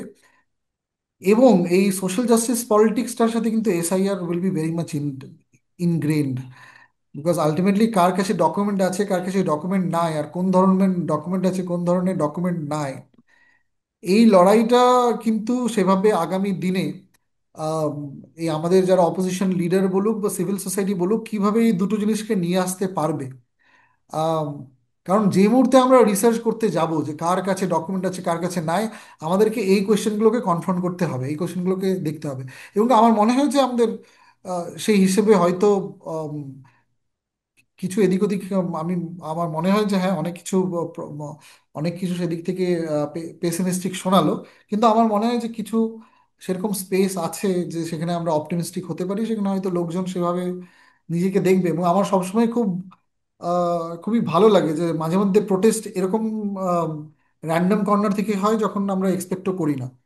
এবং and these kinds of many of the protests happen around these questions of civil society, around these question of constitutional citizenship.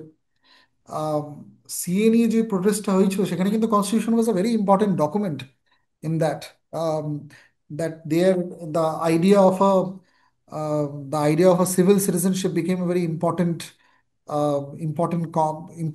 idea in that particular protest. তো সেরকম হয়তো লোকজন সেভাবে কনস্টিটিউশনকে ইনোভেটিভলি ব্যবহার করে হয়তো আমাদের সবার জন্য সেই আশাটা তৈরি করবে। এটাই আমার আহ, এটাই আমার মনে হয়। আমাদের পলিটিক্সটা তাহলে একটা ফিনিক্সের মতো আহ, সব একটা ফেজ দিয়ে যাচ্ছে তাহলে বলতে হয়।